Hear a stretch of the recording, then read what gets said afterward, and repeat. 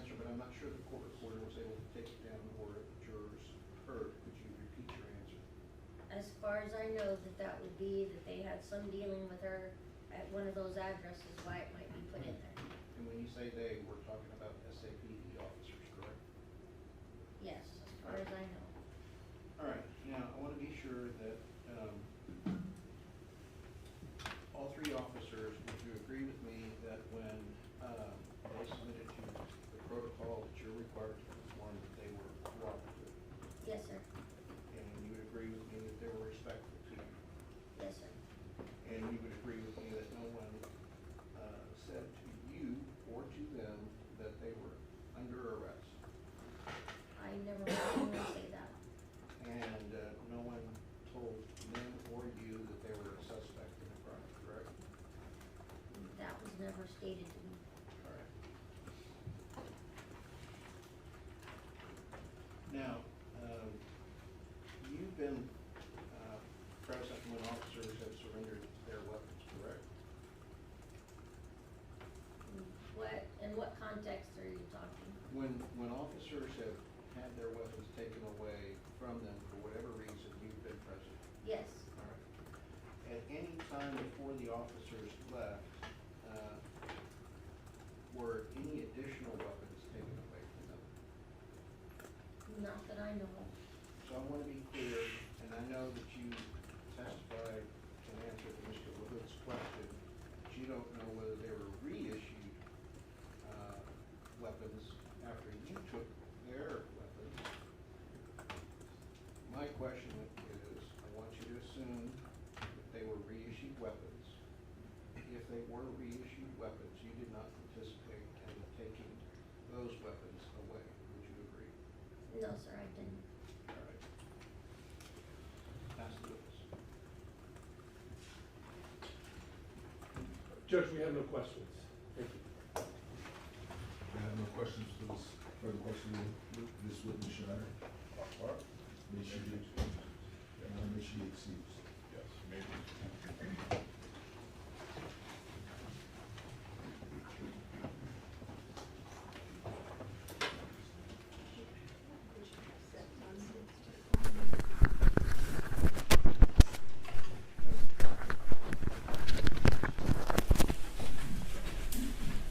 Right, state, employment. They call Holly Warden.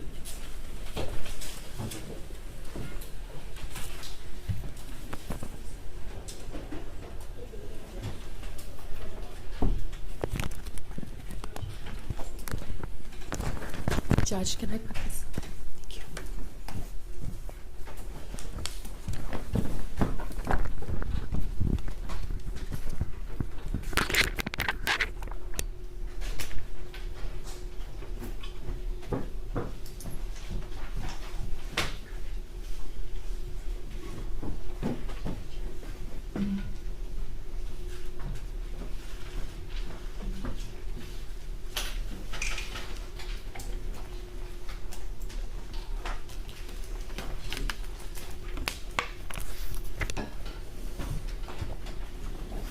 All right, I'm going to swear you in.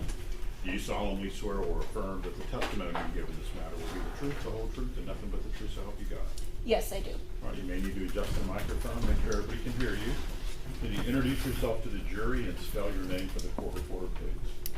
Good morning. My name is Holly Worden. That is spelled HOLLIWORDEN. And I am a forensic scientist supervisor in the firearm and toolmark section of the Bexar County Crime Lab. Can you tap on that mic? Okay. You may want to pull it a little bit. Okay. All right. State. Good morning, Ms. Warden. Good morning. You had mentioned in your introduction of yourself that you are the supervisor at the Bexar County Forensic Science Center in the toolmark examination section. Is that right? Yes, it's called the firearm and toolmark section.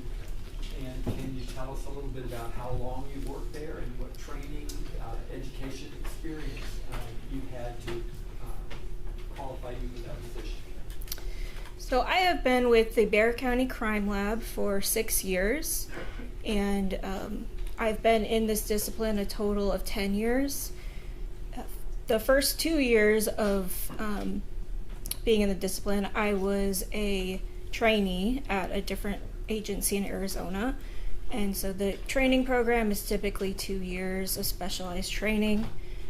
1 year was in-house at that laboratory I was at, and the other year I attended the National Firearm Examiner Academy, which is hosted by the ATF, and that covers all the various aspects of my training, such as examining and function testing firearms, performing microscopic comparisons of fired bullets, cartridge cases, and other tool marks, doing things like serial number restorations on firearms and distance determinations.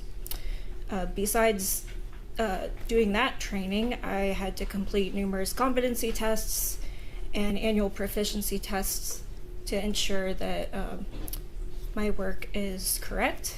And besides that, I also have a Bachelor of Science in Forensic Science and a Master of Science in Forensic Sciences. On the laboratory that you work for, does it require some kind of accreditation by the state?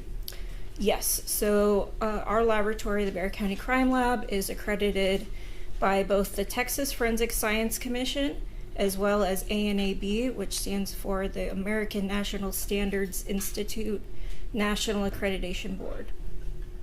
And how many other people at the Bexar County Forensic Science Center do firearm tool mark examinations? So currently there are 4 of us total. So tell us how a firearm can be examined to determine whether or not it fired a particular cartridge and bullet. So as I mentioned, I examine and function test firearms. So to determine if something came from a firearm, I would first need to examine a firearm itself. And so what I do there is I perform a detailed examination of a firearm, determine its caliber or the size of ammunition that goes in it, its make, model, serial number, what type of firearm it is, how does it operate, does it have any safeties, are those operating.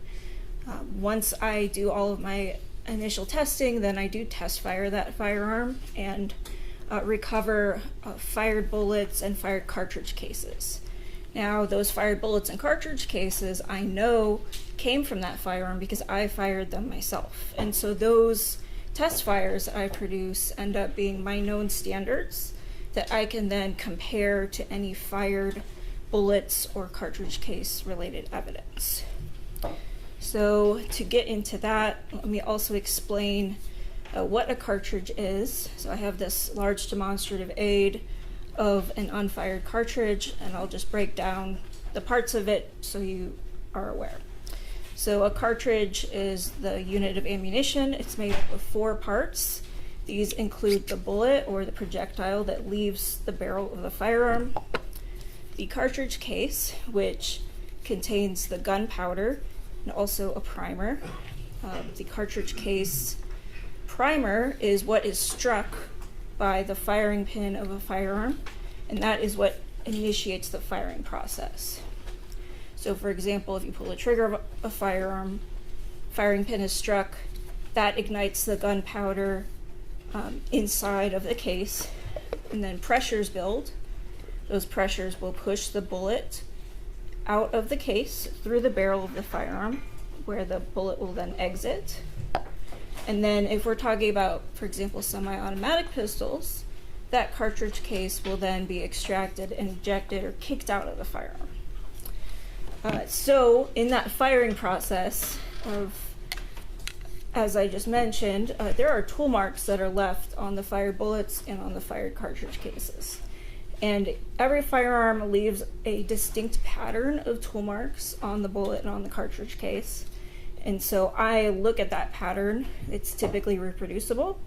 I look at that pattern with a instrument called a comparison microscope. That is essentially like 2 microscopes that are connected by something called an optical bridge, and that allows me to look at 2 items, or like 2 cartridge cases or 2 bullets, at the same time and at the same magnification. So what I'm doing is I'm looking at the microscopic pattern of tool marks that are left on those. So as I mentioned initially, test firing the firearm, I produce my known standards. And then those known standards I then compare to any submitted evidence, bullets, or cartridge cases. And if I see a pattern of tool marks that is reproducing and shows sufficient agreement, that I can form the expert opinion that they were fired in or from that firearm. So does each firearm then that fires and the firing pin strike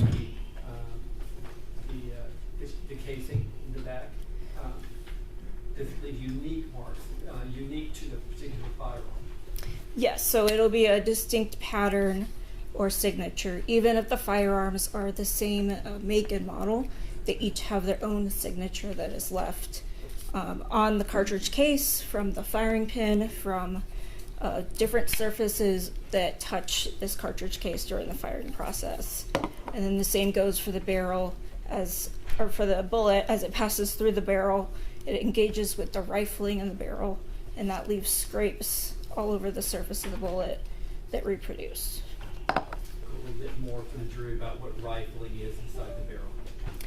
So rifling is a manufacturing process that most firearms, like any semi-automatic pistols, are going to have, in which there are spiralized grooves that are cut into the inside of a barrel, and basically what those do is impart spin on the bullet. So as the bullet engages under the high pressure, it digs into that rifling, and that rifling either rotates to the right or to the left, and that causes the bullet to spin in flight, and that keeps it stable. For example, if you were to think about throwing a football, and you know that the football like kind of spirals when you throw it, that's more stable than if it were to tumble. And so that's the purpose of rifling. Okay, and with each firearm that you would test and fire a bullet through that barrel, will it leave unique marks on that bullet, unique to that particular firearm? Yes. The science of tool mark examination with respect to firearms, how long has that been around? It's been around for over 100 years. Are you a member of any professional organizations that relate to firearm tool mark examinations? Yes. So the main international organization is called the Association of Firearm and Toolmark Examiners, and I am a distinguished member of that. And even though you're a supervisor of that section now, do you on a daily basis perform these kinds of comparisons? Yes, I do. I want to draw your attention back to your laboratory number 23-03995, in which you were asked to look at some evidence sent over to you by the San Antonio Police Department back around or about September 14th, 2023. Do you remember having any involvement in that examination? Yes. What did the San Antonio Police Department bring to the crime lab for you to look at? So initially they brought several items of evidence. I received 3 firearms, each that contained also unfired cartridges and magazine. I also received 15 fired cartridge cases and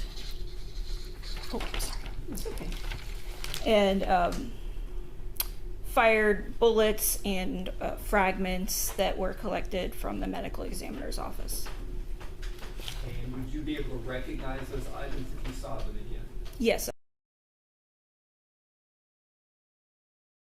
Recognize the CIL number, or that criminal investigation number, a criminal investigation laboratory number, which is the number 3-03995.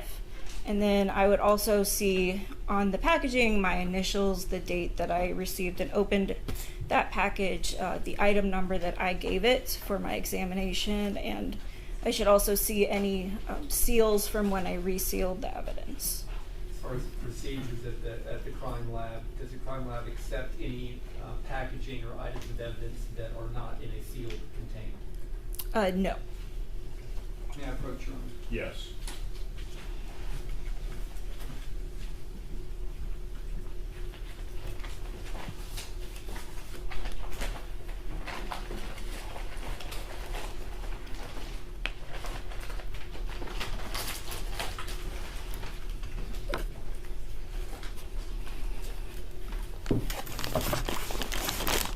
Space, would you like to use gloves? Sure.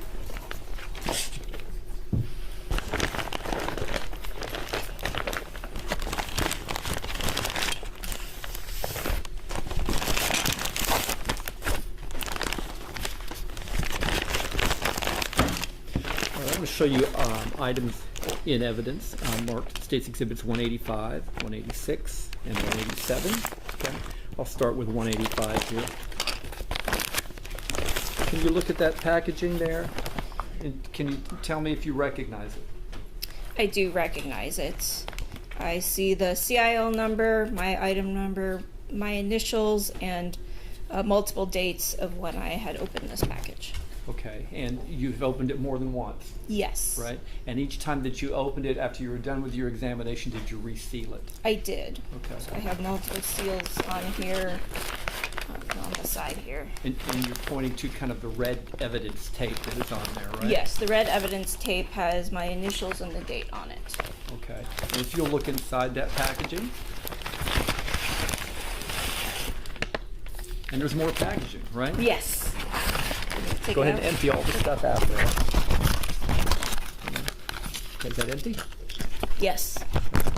How many items are inside that? So there are 3 packages. 3 inside. packages. All right, so let's start with This one? that one here. One. Oh, It's been marked as 185A. Yes. Do you recognize that? Yes, I do. What is This box contains my test-fired bullets and cartridge cases that I had produced using some of the evidence ammunition that I received. Okay, so when you first opened that package, when it first came to you, first it was sealed, Correct. right? It didn't contain that box in there, right? No, it did not. Okay. You put that box in there, right? I did. After you test fired 2 of the cartridge casings that were included in this grouping. So 2 of the unfired cartridges that came in one of these packages, I used for my test firing. You had talked about how you, in the purpose of making a comparison, you yourself want to see what markings the particular gun made on a fired cartridge casing, right? Correct. And so you fired 2 of the ammunition that was with the gun. Correct. Okay.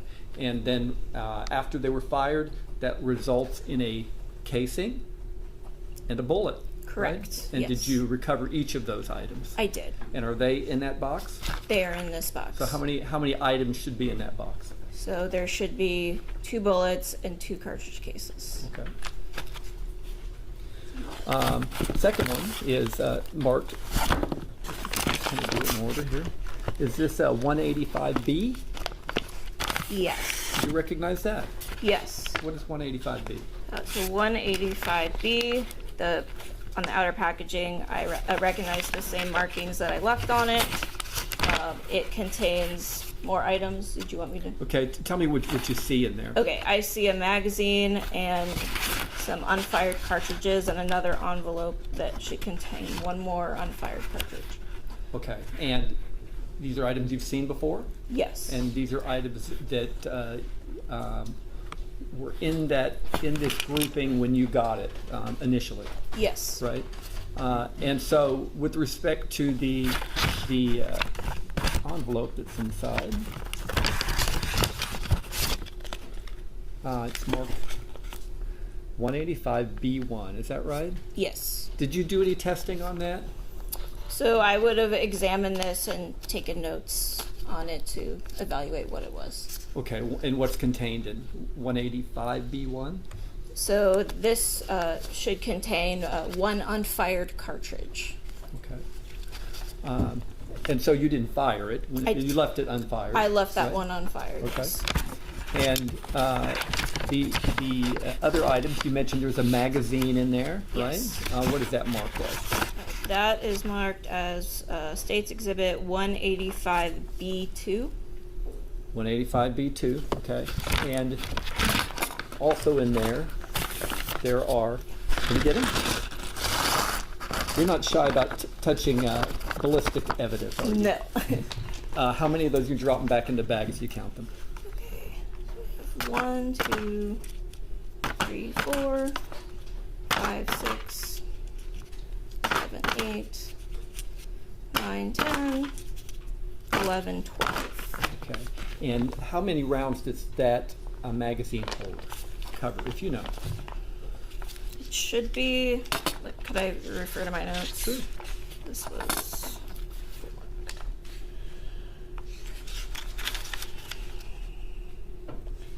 17. That's 17, right? Yes. And the number of bullets that were unfired that you dropped in there is how many? There were 12 unfired cartridges in there. Okay, that leaves 5, right? Yes. Okay. And of those 5, you used 2 of them for your test fires. I used 2 of, yes, so there were originally 14 in there. So the original 14, and now there are 12, Correct. right? And that would mark the number that are in that magazine, would fill that magazine. I'm sorry, except it'd be missing 3. Right. It'd be missing 3 rounds, right? Yes. Yes. Okay. You can put the magazine back in here.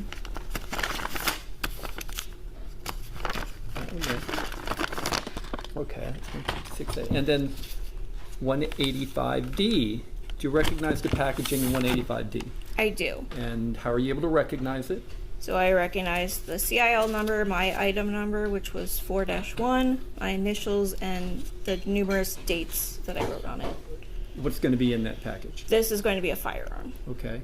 And did you mark this firearm by a serial number? So that the serial number would be documented in my notes and on my report. Okay. Go ahead and open it. It looks like it's been opened here. You want to look at that? Just verifying that the firearm is safe.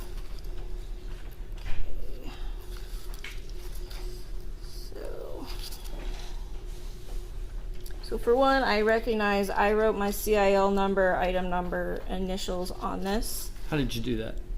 with a Sharpie marker. Okay. And then there's also, it does have a serial number. Okay, and the serial number of 185D is what? So it reads NMR 8375. 8375, right? Yes.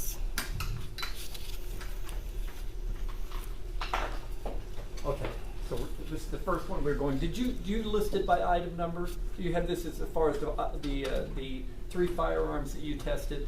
Do you have this one labeled as a particular item number? Yes, so this is my item 4-1. This is your item 4-1. Yes.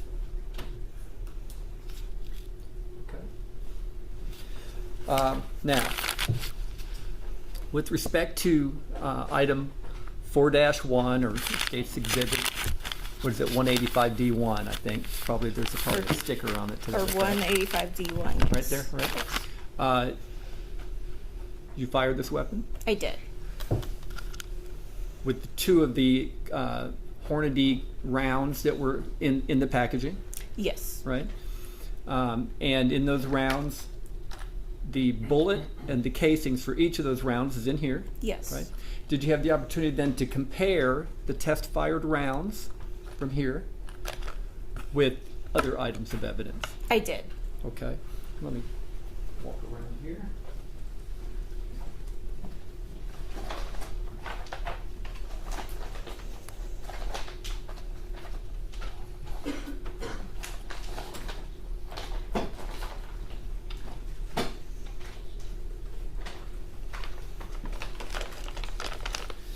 Before we get too messy.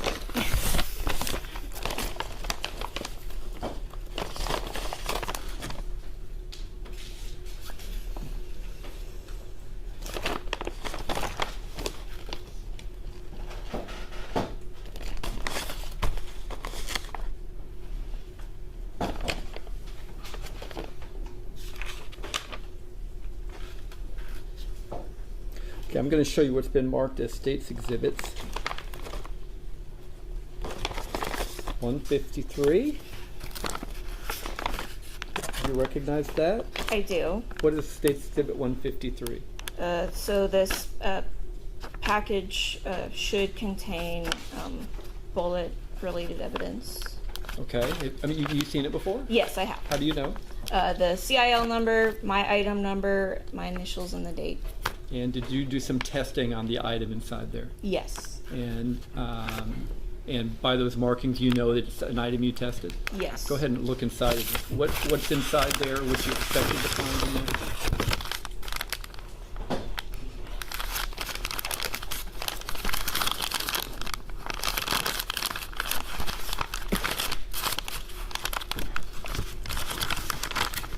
Yes.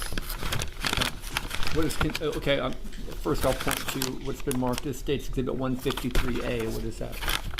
So this package, inner package, just contains, there's more items inside of here. Okay. And I recognize, again, CIL number, my item number, date and initials, my seals on it. So you've opened that package up before? Yes. It was sealed when you opened it? Yes. Initially, right? Initially, And then when you were examining the contents, did you reseal it again? I did. Okay. Go ahead and look inside. What's inside? There are several more envelopes. Okay. You recognize each of these envelopes?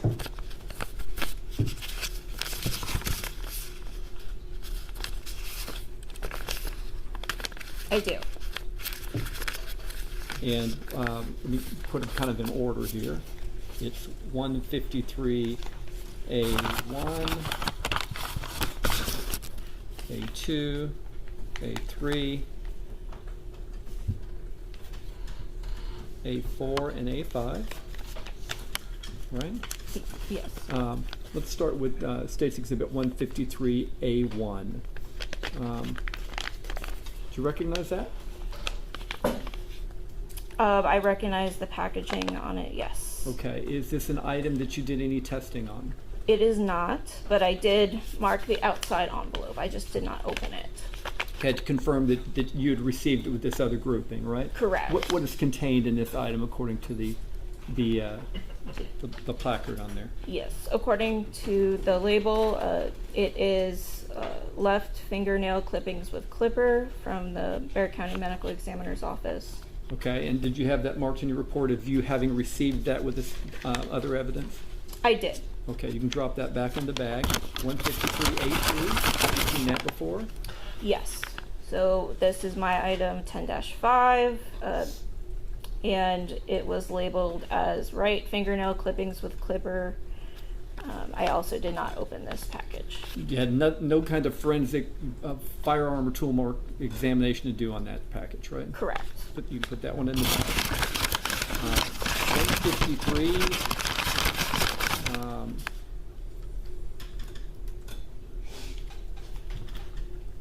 So A4. What's contained in there? I mean, have you seen that before? Yes, I have. So this is my item 10-2.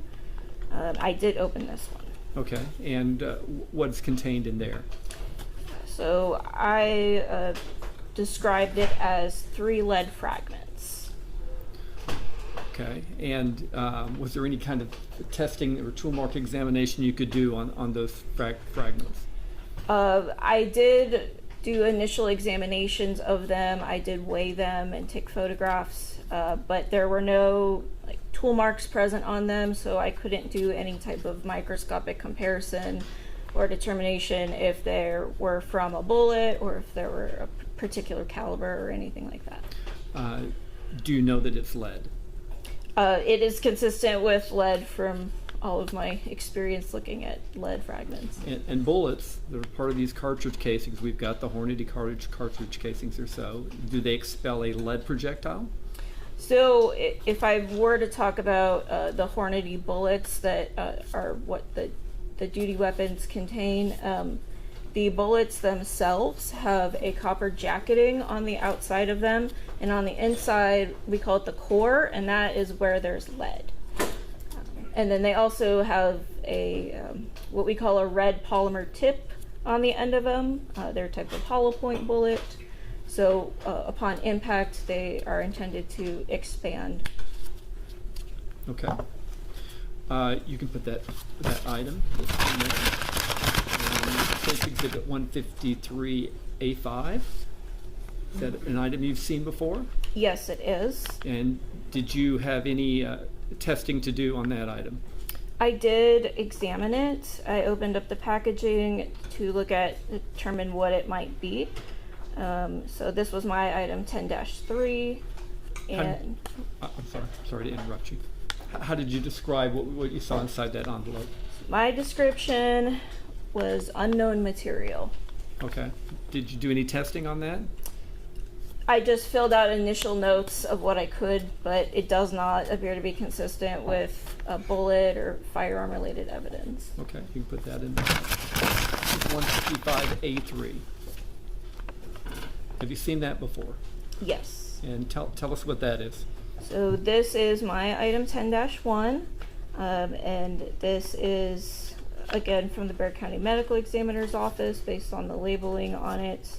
And I determined that this was a one-fired 9mm caliber jacketed bullet. All right. And did you have the opportunity to do any testing on that bullet from the medical examiner's office? I did. And were you able to examine it under a comparison microscope? Yes. And were you able to compare it to any of the other weapons that were submitted to you as part of this grouping? All right.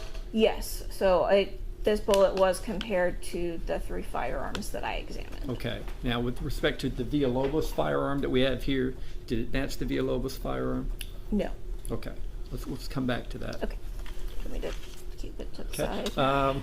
Let's leave that one out. Okay. Just put this to the side. Okay. And this contained that, right? Yes. All right.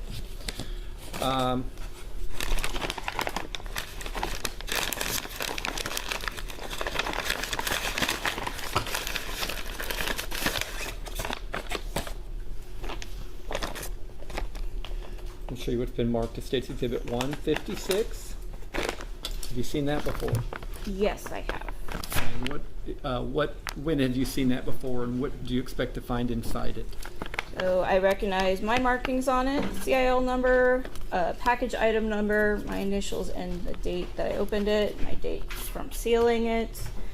This should contain several fired cartridge cases. Okay, go ahead and pour it out here and see if it contains what's left in there, right? Yes, let me sort them. It's 156.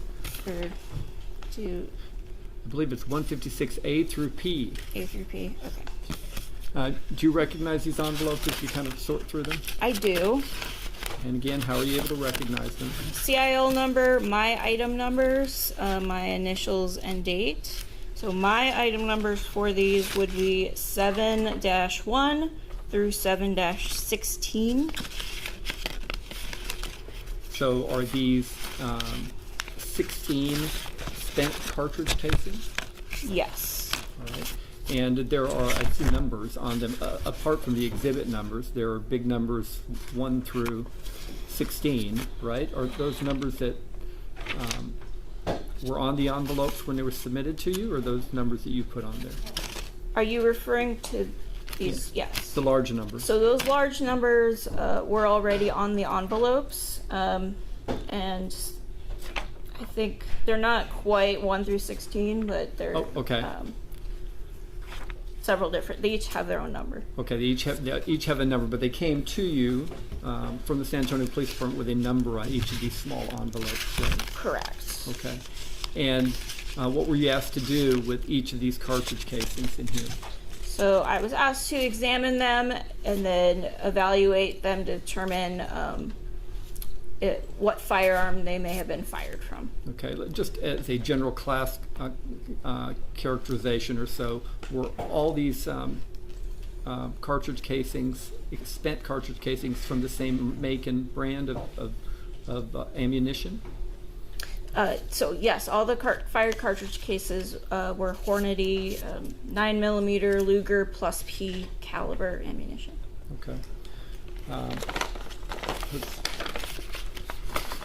So we don't get these things confused. Put those here. Okay. Of these rounds of ammunition here, did you find any of them that were fired by this handgun, 185D1? Yes. Okay. And how many of them? So I determined that there were 3 cartridge cases of these 16. And if you could point out which numbers they were. Okay. I'm sorry. No, You put them all away. So for my numbers, it was 7-8, 7-9, and 7-11, which would have been for the SAPD. That would have been 8, 9, and 11, I believe. Let's see. 8.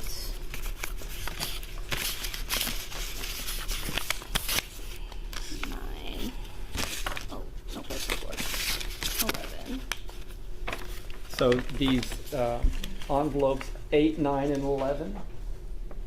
You looked at these in a comparison microscope I did.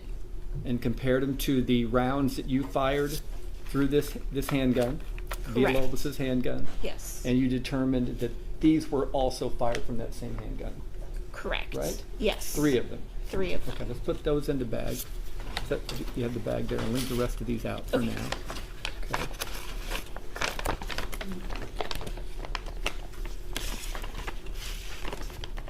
Showing you what's been marked as States Exhibit 157.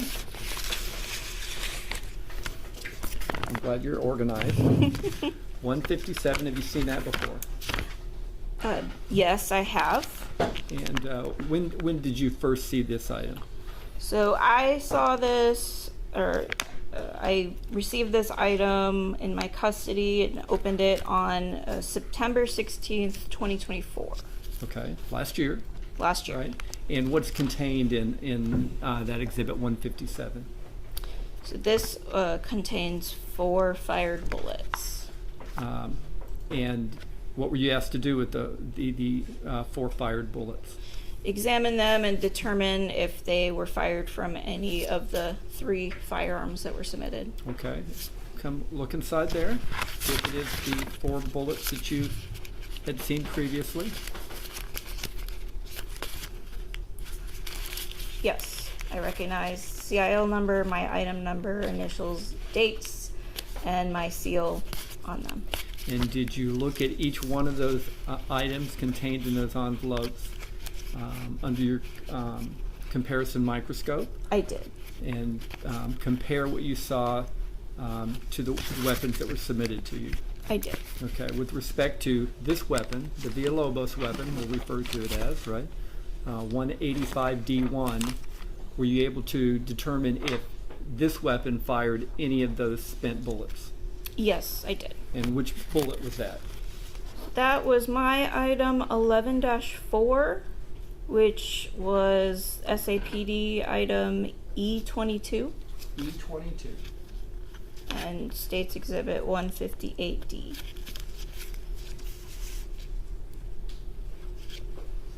Okay. So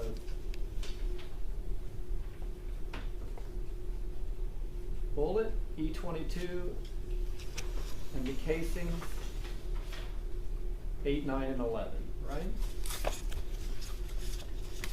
I'm sorry, I'm asking you to go back on what we already did. But yes. That's right, right? Yes. Okay. Let's put those away right now, just so it doesn't get too messy. And we'll come back to this. Go ahead and pack this weapon back up again.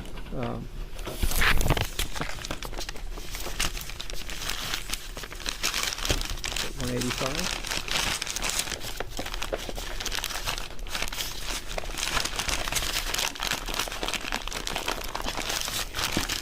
There we go.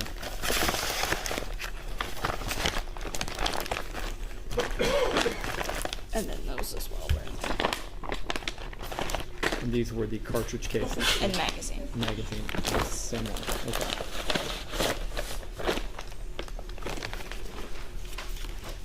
Let's move to this next weapon. State's Exhibit 186, and I'm showing you the packaging of 186. Again, do you recognize it? Yes, I do. I recognize the CIL number, that's still the same one, my item number, my initials, and my dates of opening it and sealing it.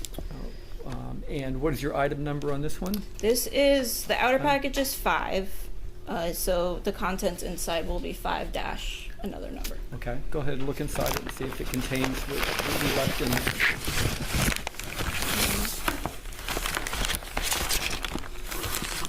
This is 5-1. I recognize the same information, my item number, initials, date, CIL. And is 185, I'm sorry, did it say 180, oh, sorry, it's 186C, right? Yes. And does it contain a firearm in that wrapping? Yes, it does. And that is what, labeled as what? 186C1. Okay, and can you look at the serial number of that? Yes. Let me just verify my item as well. Okay, the serial number I have for this firearm is NMR 7965. Okay, and your item number was what on this one? 5-1. 5-1. Okay. So according to testimony thus far, this is Flores' firearm. I don't know if you have it by name or not, but this is your serial number, right? 7965. Yes, I have that as Flores. Okay. So Flores' firearm. Again, you can kind of wrap that back up.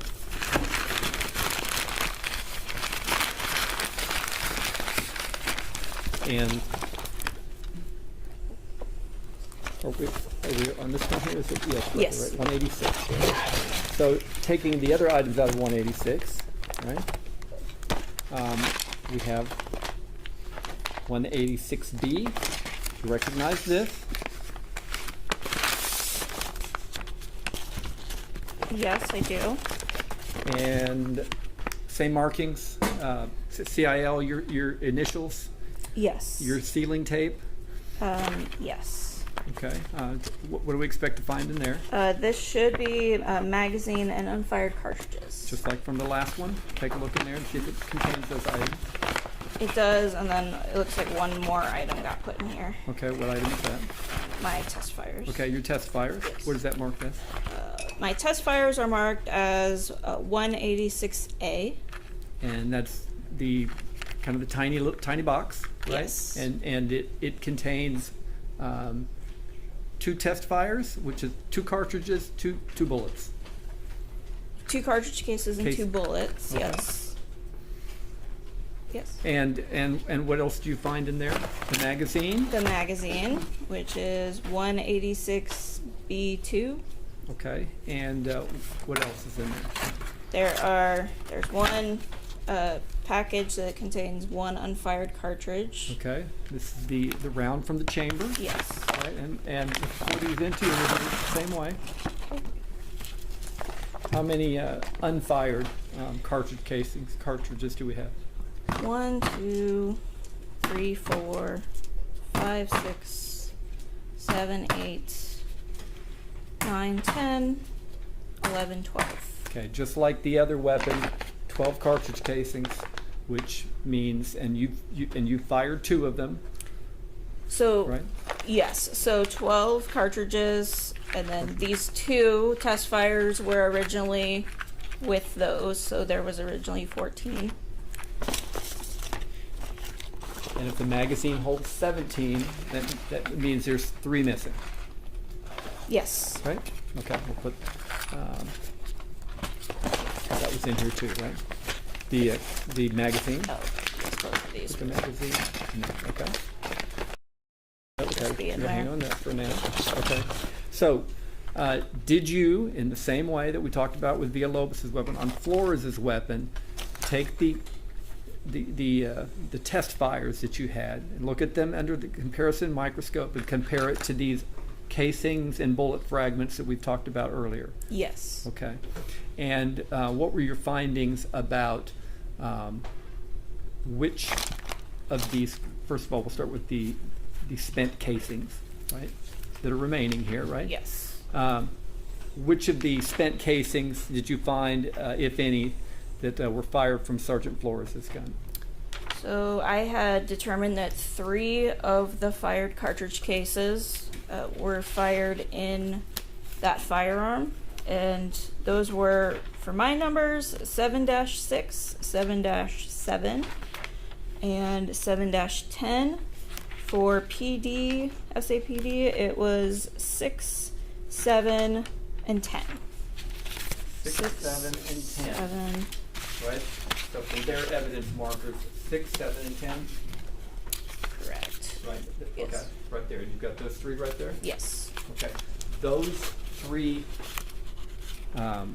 expender or casings, without the bullet's been fired, these were shot by Sergeant Flores' gun, right? Correct. Okay. You can put those in that other bag see what you've got left. And with respect to the bullet fragments that you examined, did you find any of the bullet fragments that were sent to you for examination were also fired from Sergeant Flores' firearm? Yes.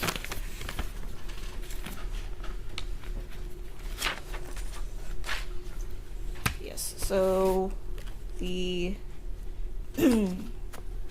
the bullet item 10-1 from the medical examiner's office. That bullet was fired from that firearm. Okay, so the initial bullet, the only bullet you got from the medical examiner's office, right? Correct. That you tested was fired from Sergeant Flores' gun, Yes. right? Yes. How about any of the other bullets that were found and sent to you?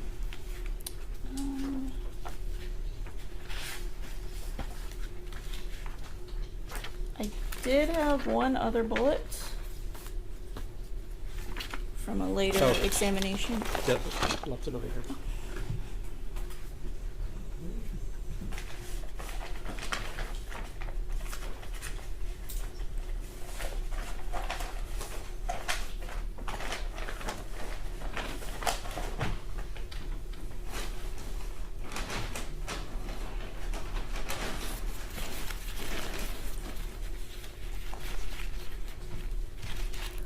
So you said marked to State's Exhibit 155.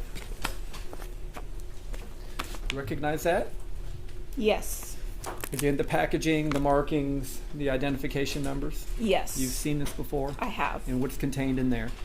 This contains one fired bullet from one 9mm caliber jacketed bullet. Okay. And when did this bullet come to your office for you to evaluate? I evaluated it on October 10th, 2024, so about a year ago. About a year ago. All right. So this one came later than all the other ones that you Yes. got, right? Yes. All right. Take a look inside there. Does it contain what you expect it to contain? Yes. Is it a single envelope containing a single fired bullet? Yes, it should be. The packaging is correct of what I would expect. Feels like there's one thing in there. Okay. And what is that labeled? So this is labeled my item 12-1. It also has an E1 on it. Okay. Is there a spent bullet in there? I mean, is that what you left in that envelope? That's what I left in there. Okay. If you can open it and you want to look at it, I think there may be some scissors over there. Did you? I can grab some more.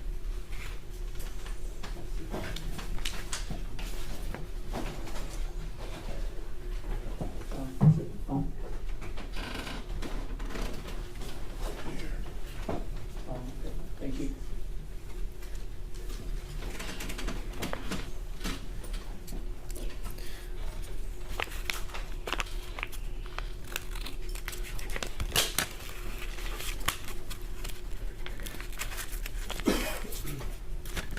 All right. Can you look at that? Is Yes. that is that the bullet that you examined, that you returned to that envelope? It is. Okay. And did you have a chance to look at that bullet, marked E1, under exhibit number 155A, under the comparison microscope? I did. And did you have an opportunity to compare that to the spent casings and bullets, I guess just the bullets, right, that were fired from Sergeant Flores' gun? I did, yes. And what was your conclusions in making that comparison? So I determined that this bullet was also fired from that firearm, Sergeant Flores' firearm.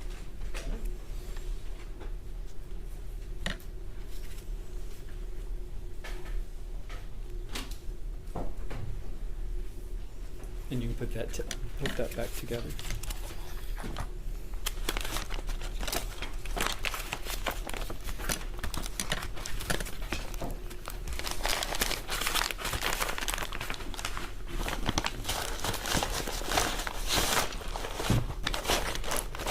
All 186 back together.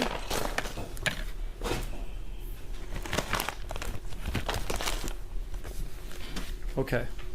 We'll show you what's been marked as State Exhibit 187.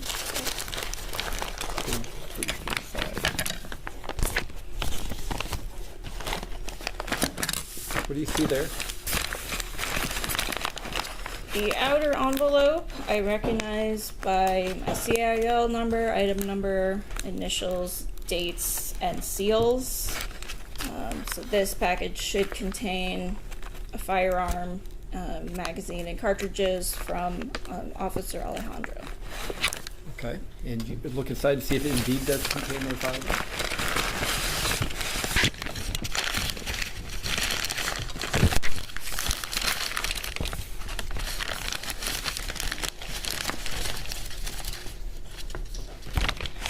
Firearm is safe.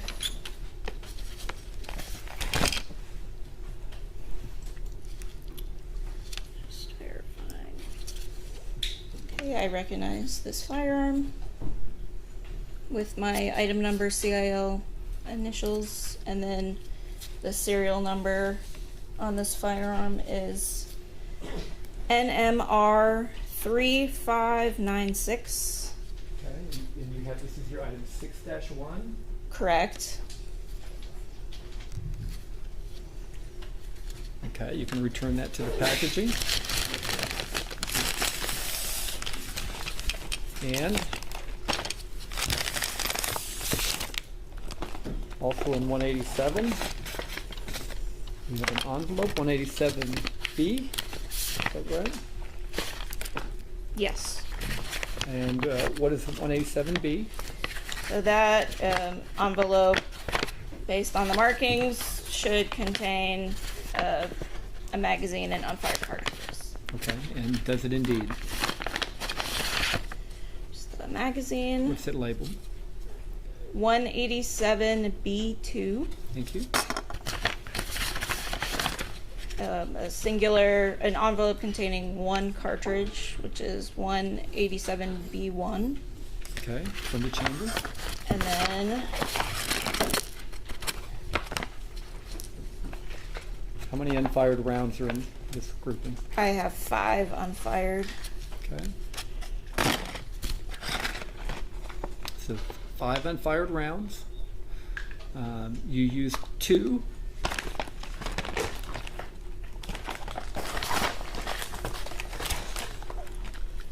This is my box containing the test fires, as it says on it, using those cartridges that I received. So there should be 2 fired cartridge cases and 2 fired bullets. Okay. That you used for purposes of your comparisons, right? Yes. And so you had how many rounds? I had 5, 5. so 2 more, 5. 7. That's 7. Yes. It holds 17. Correct. So it's missing 10, Correct. right? Okay. Put the magazine back. All right. Did you then have the opportunity to test this firearm, 187C, against the casings I did. and the bullet fragments? I did. Right. Okay. With respect to the casings now, did you find in these casings, any of them that were fired from Officer Alejandra's gun? I did. And tell us which one. Okay. So of my items, I had item 7-1, item 7-2, item 7-3, item 7-4, item 7-5, and then item 7-12, item 7-13, item 7-14, item 7-15, and item 7-16. And with respect to the SAPD evidence numbers, Yes. which were those? SAPD evidence numbers 1, 2, 3, 4, 5, and 14, 15, 16, 17, and 21.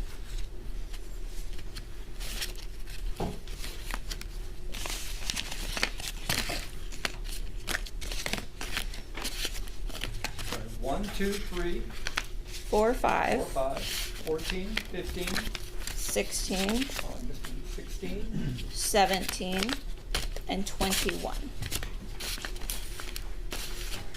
21. That's 10, right? Correct, yes. So we talked about 10 were missing?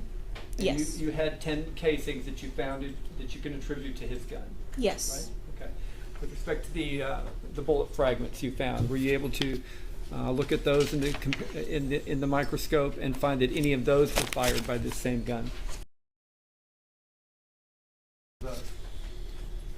Those were items 11-1, 11-2, and 11-3, or SAPD numbers E13, E18, E19. E13, I'm sorry, E13, E18, and E19? Yes. Those would have been in from here. Okay, let's put these back in.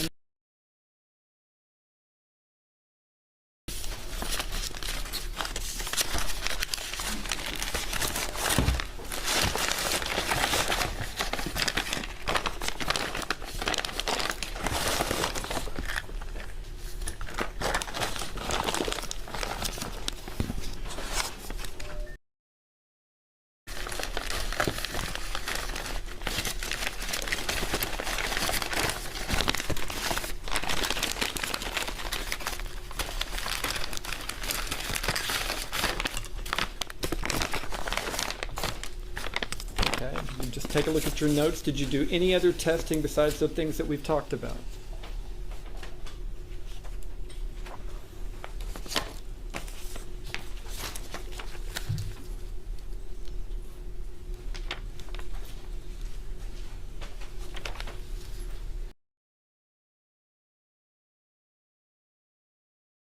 I think that was everything. Okay.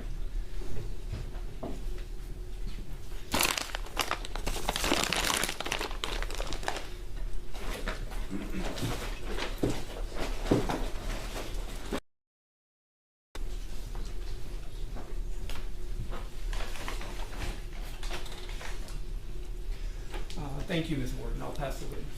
Can I proceed, Judge? Yes. Well, let's take a short break. Members of the jury will let you know when we're ready.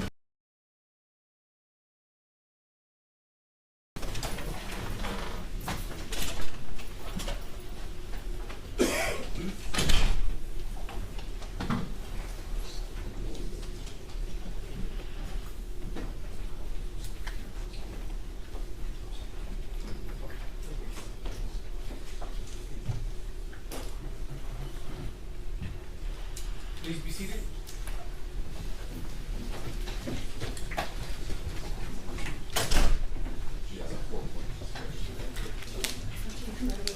Okay, thank you. Good morning. Good morning.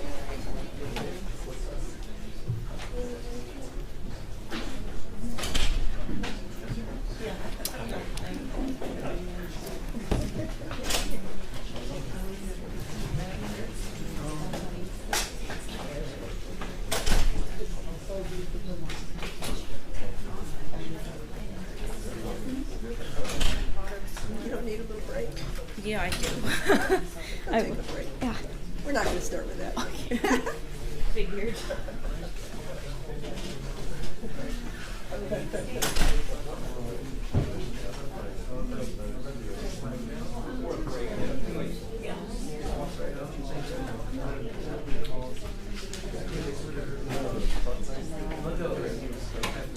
Get up on her, yeah. I wasn't stressed about it.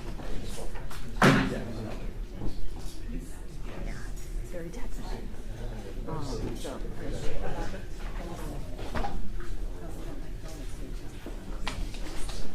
You look pretty good, Bruce. Huh? You know, you can power down. The state side is like, I usually am very red, but this seems like, there's a lot. I've got a decent list. I've got defense list for sure. State.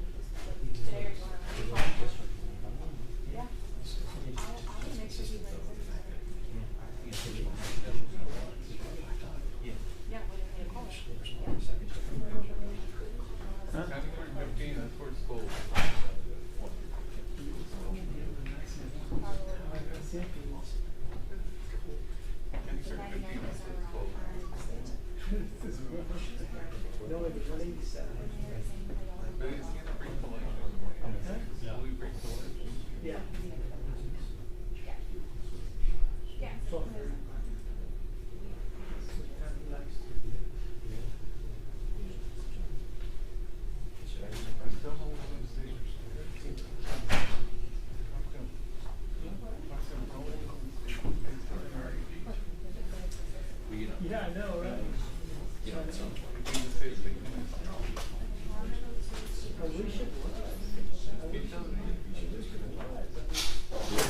Who else is it? No, they have an asshole they're gonna run from.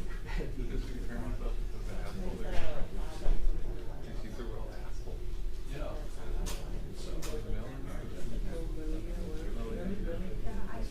a real asshole.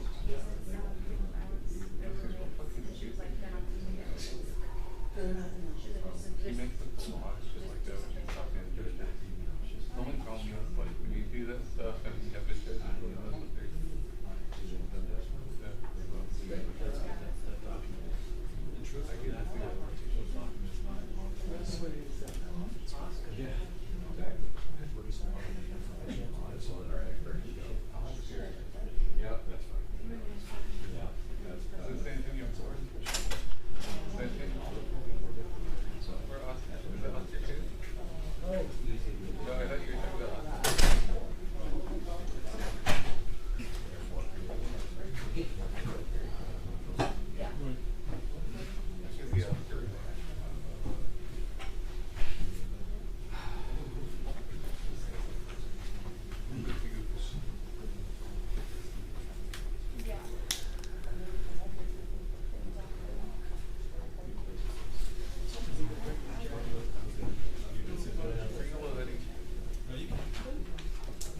That's the best chance in the world with Eddie. Yeah, he's here. It's not like a quick fucking Eddie. Yeah. There was that like movies where like someone's trying to get by a chick and so they call that Eddie. Yeah. That's like, it's like suspicious. Yeah. Like, If you could have been numbers for me, right excited. When they're gonna stop. let's give me one of these guys with Eddie. I'll get me past the check for him.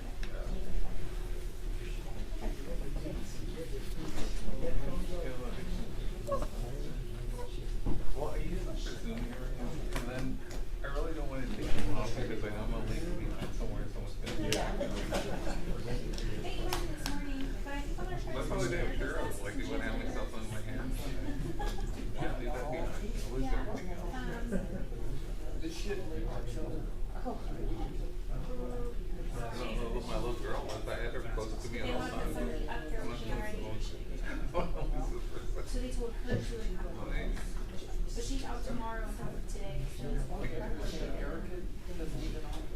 they told her that she All would have protective, to yeah. because the Almost office when I that had she's child, going to, they're not protective putting of her upstairs. Right. Yeah. Milk cards. I don't know what I thought would be on milk cards. So this morning, she emailed me and she was like, oh, I thought it was 27th. And she was like, let me talk to Carolyn. Talked to Carolyn, came back and said she has something. So I'm not really sure. Yeah. Like, whatever you tell me to do.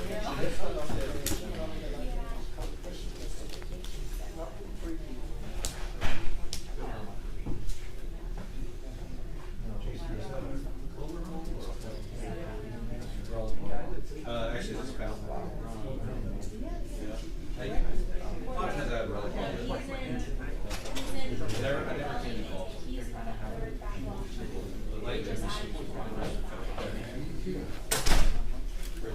You're a very good witness for the court, so thank you very much. Sure.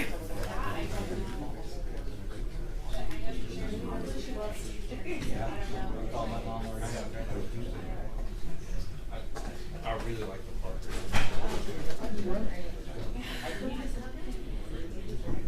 Yeah.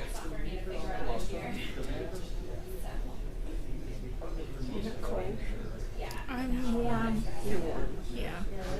Could be just because I'm pregnant, so. Overheating. Is it your first? Yeah. Yeah. Yeah. You feeling okay? Yeah. Yeah, overall. 30 weeks. So, 9 more weeks to go. Weeks. Oh, 9 more. Yeah. Yeah. Yes. End of the year. Yeah. So. It looks like it's shampoo about, was it the? Take a water bottle. Yeah, it looks like shampoo. I thought it was shampoo. I thought it was either water bottle or shampoo. You know what I mean? Yeah. Okay. Yeah. Okay. Yes. I don't make the calls. I'm nobody basically. I'm a client. So I don't make the calls and things like that.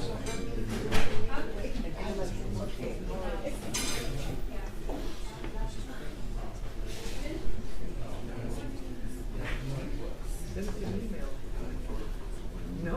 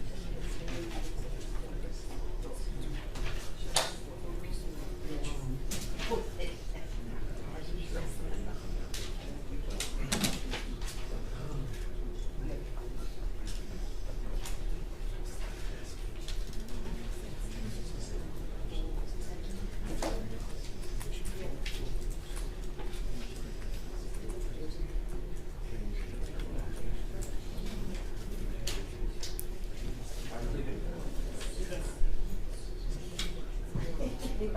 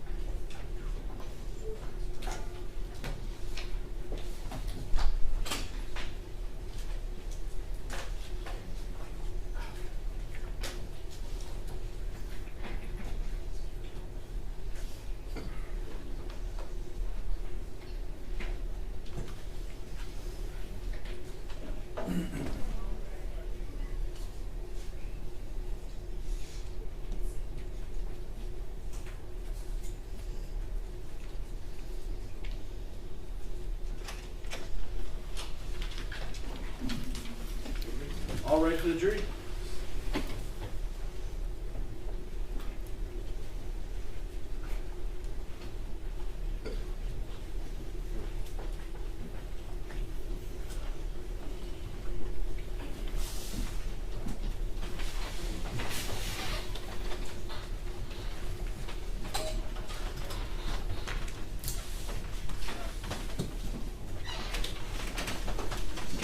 Maybe seated. All right, members of the jury, welcome back. Defense, your trial. Yes, thank you. Ms. Warren, my name is Jason Ross. I'm proud to represent these three officers and stand up for them tonight. And I have a few questions for you. If I could approach them? Yes. You have your report up there? Yes, I have 3 reports. Okay, I guess the report where you did kind of most of the work, yes. The first one that would have come in with the evidence submission. Can you look and tell me the date on that report? Yes. So my initial report was September 14th, 2023. And on September 14th, 2023, is that when we're kind of looking at this chart that the state's been working on? I don't know if you can see it, but is that when you had determined, I guess, originally the ME bullet from Sergeant Flores' gun and some of those other matches? Yes, so that bullet and then the cartridge cases, the 16 cartridge cases were all in that first report. Right. And so that would have been, I mean, we're talking September 14th, 2023, and that's when you would have been able to say, these are my findings. Correct. All right. So as far as, you know, in looking at this, I guess just maybe talking a little bit about it. I know the state went through it with you, but you and I know each other from doing this, but I've never, you would come right after I was a prosecutor there. But I did do a tour with Ed Wallace, and you guys give tours of your lab. Yes, at times. And you know, for prosecutors especially, it's important because what it does is it helps us to understand how to question you, because we can understand some of what you do, right? Yes. So as far as the test firing, when we talk about when you're test firing, you have like a room that has a huge like water tub in it, right? Yes, so we have a firearm range, so we can shoot downrange, and then we have this big tank of water that we stick the muzzle end of the firearm in and can shoot, and that's how we recover our test-fired bullets. And one of the things about that, the reason why is because as the bullet goes through the water, it'll slow down and eventually rest at the bottom, and then you can fish it out, and you have a pretty like pristine sample of the firearm or the tool marks that you're looking for, right? Yes, so it keeps the bullet in pretty good condition for comparison purposes, yes. But when bullets have been fired and hit objects and other things, they can be squashed, they can split, they can have all kinds of issues that can make it hard for you to make your analysis and your determination. At times it can. And so in this case, one of the things, may I approach the demonstrative? Yes. So one of the things that the state has pointed out is they've said you were able to match 3, I guess, fired rounds, at least the casings, to Sergeant Flores' gun, 10 to Officer Alejandro's gun, and 3 to Officer Villalobos' gun. Yes. Okay. So with that 10 though, that number 10 would be consistent if Officer Alejandro had a separate incident immediately before where he had to use deadly force in response to the threat of deadly force and fired 5 times, and then later he had to fire another 5 times in response to deadly force. 5 and 5, it would be consistent with you finding that 10, right? Potentially, I just don't know that background. Sure. And I guess my question really is like the way that you get them kind of, you don't get them like in time, you just get them all in a bunch. Yes, so the way that those envelopes, when I opened them up, that is how they came to me. Right, and so when there's 10, you couldn't say, and you can't say like, oh, these 10 were fired all at one time. You don't know in which order and which part they were fired. No, I don't know the order. Sure, and so, but if it were that and it were divided, it would be 5, 0, 0, and then 5, 3, 3, right? If it were as I described it to you. Sure, yes. Okay. And of course the body cams and everything else, that would be the best indicator of what actually happened there, right? It would be something that could help. Sure. So because I want to talk about, you know, as far as, you said that, well, let's talk about hollow point real quick. So you described all of these rounds as coming from the same manufacturer and the same type of rounds. Yes, they're Hornady brand. Right, and that's what you would expect if officers are given duty ammunition and duty weapons. Yes. You would expect the weapons to be the same, and you would expect the ammunition to be the same. Yes, that's typically how we receive it. Right, and so this is not a situation where any one of these officers has chosen to fire like more deadly ammunition than they're supposed to, or any kind of different ammunition. They would all be what you could kind of see as department-issued ammunition that's given to them for their duty weapons? Everything that I examined seemed consistent with the duty ammunition. Right. And so, because we talked about hollow point versus full metal jacket, because you had described the hollow point as kind of opening up on impact to something, right? Yes. And you know that one of the reasons that police officers use hollow points, one of the reasons is that full metal jacket rounds can sometimes travel and keep going through other walls and could possibly injure other people. Yes. And the reason that they would use a hollow point, because I think a lot of people may think that hollow point is just for stopping power, but really what the hollow point and why police officers need to use it, one of the important reasons is so that the bullet will slow down and it will not keep traveling through to other places, like other apartments or other places around there. You would agree with that? Yes. Yeah, so it's part safety that they would use hollow points, because they don't want a bullet to go somewhere they don't want it to go and hurt somebody that they're not intending to hurt. That may be a reason. Right, okay. So the, because you did your examination September 14th, and you submitted your report. When you submit your report, is that when you give it to the SAPD, or you give it to the prosecutor? Who would you give it to? It depends on the case. That date is when the report is issued. So that's after I've done all my examination, all of the peer review has been complete. Depending on the type of case, if it's one where the report is requested by a detective or prosecution right away, then there are times where we may send it to them. But otherwise, I think it just goes through our system and they distribute it. Our office distributes the reports. Sure, and I guess my point of that is that you're not, it didn't go out to the public, it goes out to law enforcement agency and perhaps the DA's office. Yes. Yeah, so as far as, because it seems like, after going through all the bags and all the stuff and everything else, it seems like what I got from that is that there was one bullet that was recovered from the medical examiner's office, that you got from the medical examiner's office, right? Yes. And you understood that to be recovered from the body of Melissa Perez? Yes. Okay, and you were able to match that one, you said, to Sergeant Flores' gun?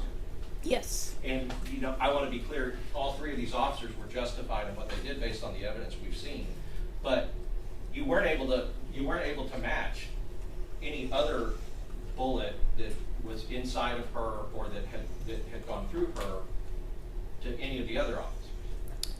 As far as the trajectory of, or the path that the other bullets took, I don't know if any of the other bullets could have impacted her, or if they just hit various objects. Right.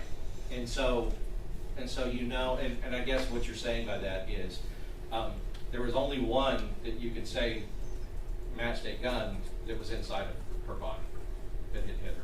Yes. Right. So, and of course, that is no determination on whether or not Sergeant Flores was justified or was confronted with a deadly threat, because you don't make those determinations. I don't. Right. And the as far as the other two, your findings, you would agree, your findings were not made or given to the police department or to any law enforcement agency until September 14th or after. That is when my reports were completed. Right. Yes. And I guess, and I'm just trying to figure out, because I don't know. It wasn't like maybe like August 14th that you called him and said, hey, I haven't done my report yet, but these are my items. No. No. Can you tell when you got the items for the September 14th report? When I got the items, I believe my notes say when I initially started working on the evidence. That looks to be September 8th, 2023.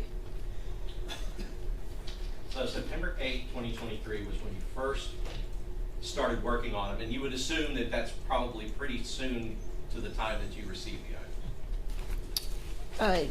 Yes, so the packaging that I had looked at has the date that I essentially would have opened it to start working on it. Okay, and is it common that like you would sit around for a couple of weeks before you open it up, or is it your practice that, you know, once you receive the evidence, you open it pretty quickly in time? It really just depends. I tend to receive a lot of evidence, and it doesn't always get worked immediately. And so and you've dealt a lot with firearms, and I think the way that you do your comparison, I saw on my field trip there, that you have a microscope that basically you can look into like this while putting two separate projectiles, I guess what you're trying to compare in this case, bullets, on two separate like trays or something, and then what you have here kind of puts those two side by side so that you can see it microscopically.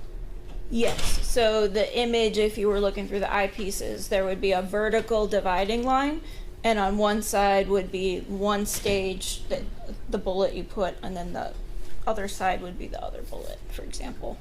And as a forensic scientist, you would call yourself a forensic scientist? Yes. And as a forensic scientist, your work is necessary and important in trying to determine and discover what the evidence is telling us about what happened. You would agree with that? Yes. Right. And so in your particular case, you're trying to match tool marks to a firearm, or sometimes, I mean, for instance, you know, tool marks aren't just guns. It could be like if you used a hammer to pry open a door, you could try to match tool mark that way. Yes, I could. Right. If you used a hammer or some pry bar to pry open another piece of metal, when that metal goes on metal, it would make a tool mark that you could potentially analyze to see if it matched. Yes, that is the type of work we can do with other tools besides firearms. Sure. And in this case, though, you were never given a hammer to analyze, and you were never given or shown like a door that could have been pried with that hammer, or an alarm box that could have been pried with that hammer. No. If you had been given that, you would have done your best to try to see if that matched up. If that were submitted and that were the request, right. Yes. And perhaps if you could say, because, you know, there's sometimes that you can't make a match. Like apparently in this case, there were bullets that you just said, look, they're fragments. I can't even, I don't have any tool marks on them that I can compare it to. So, you know, to your reference sample, things like that. And that happens often. I had the 3 little lead fragments, but everything else I was able to find a source for. Sure, in this case, but I mean, I'm just talking about in cases in general. You have bullets that are too, like, they're mush beyond recognition.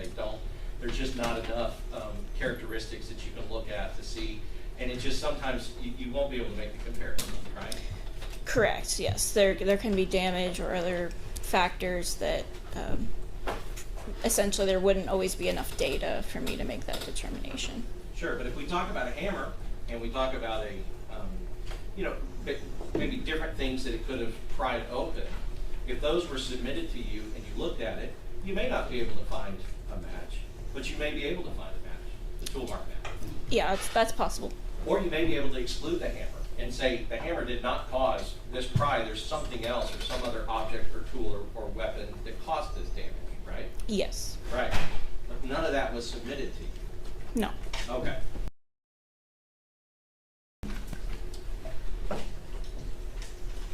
Yeah. So just so we're clear, what I'm talking about is like tool marks. And tool marks means anything where two things are going up against each other and making marks, certain marks. You can forensically and microscopically analyze those things to see if they could come from this tool, whatever that is.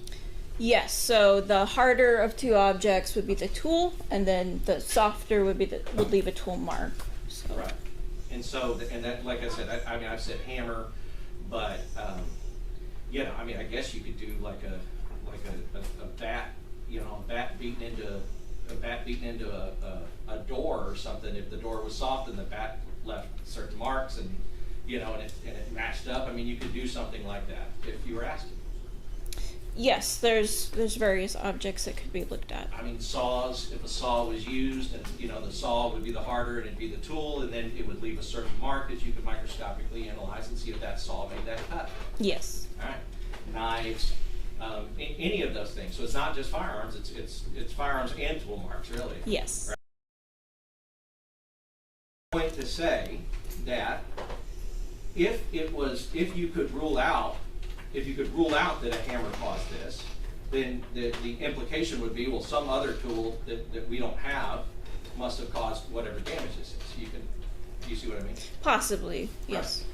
So, you know, and so we're talking about September 8th, you're working on it, and I'll just say, I've always thought you do a good job. You're a good forensic examiner. And you get this stuff September 8th, maybe start working on it. Maybe you get it before, but you start working on the 8th. Your report comes in by the 14th.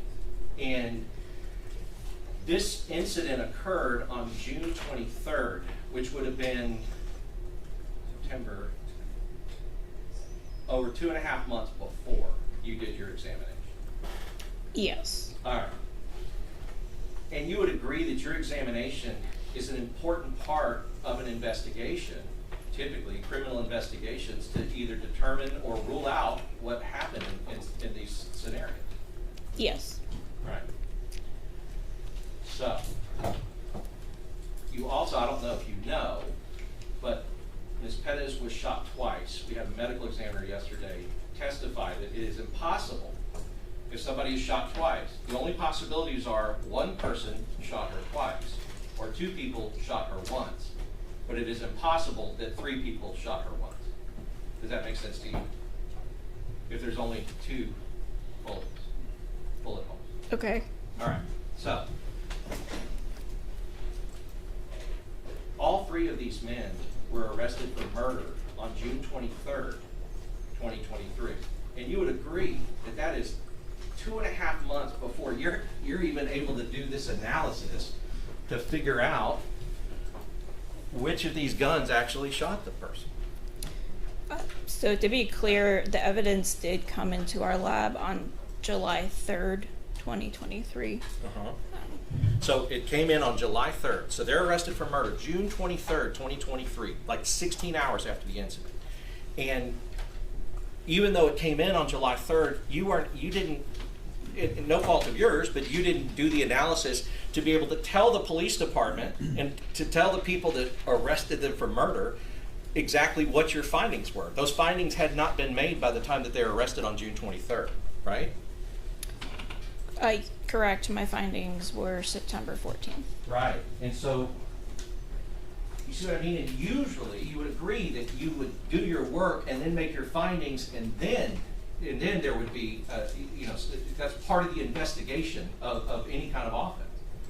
That would be the normal part. I mean, that isn't my determination. But it would be an important, because I'm going to say you are an important part of these investigations, and I think that you would agree that you're an important part, because when you're talking about an officer-involved shooting, you're trying to figure out which bullet came from which gun, right? Correct. This timeline is pretty fast for us in our laboratory. Sure. We do have a 1 to 2 year backlog currently, so. But they told you that this was important and that you needed to rush it, I guess. Is that why it got fast? I think so. Yep. And so but regardless, you are willing to, like, because you're one of the supervisors, or maybe the supervisor now. Okay. Yes. And congratulations. I don't know if you were last time I talked to you, but congrats.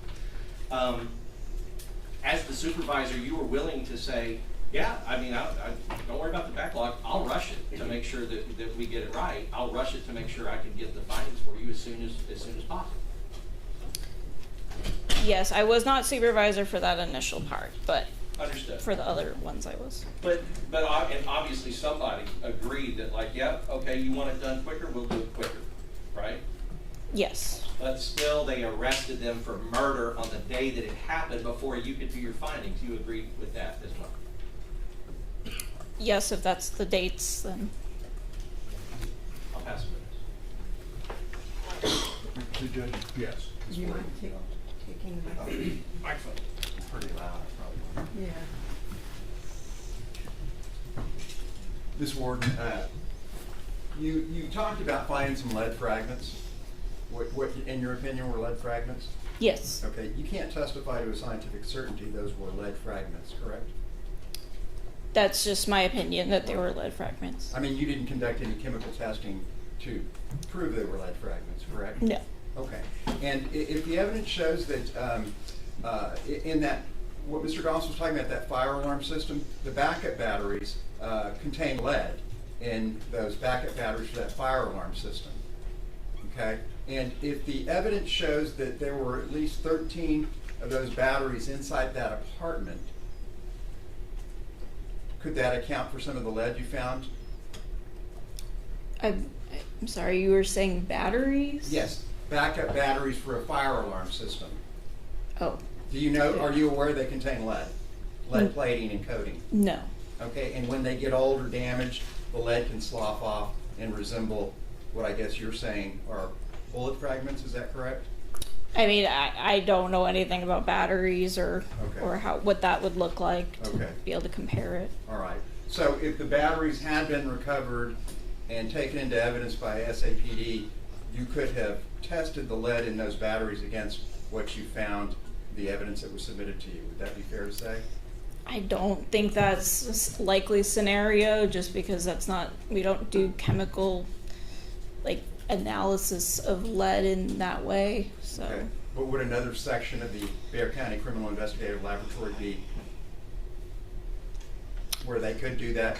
That I don't know. Okay. Well, I mean, y'all have GC testing. You have all sorts of equipment and testing. You have a full panoply of forensic scientists at your disposal at that Bexar County Crime Lab. Wouldn't that be fair to say? There are different sections that do different types of testing. Okay. Thank you, ma'am. I appreciate it.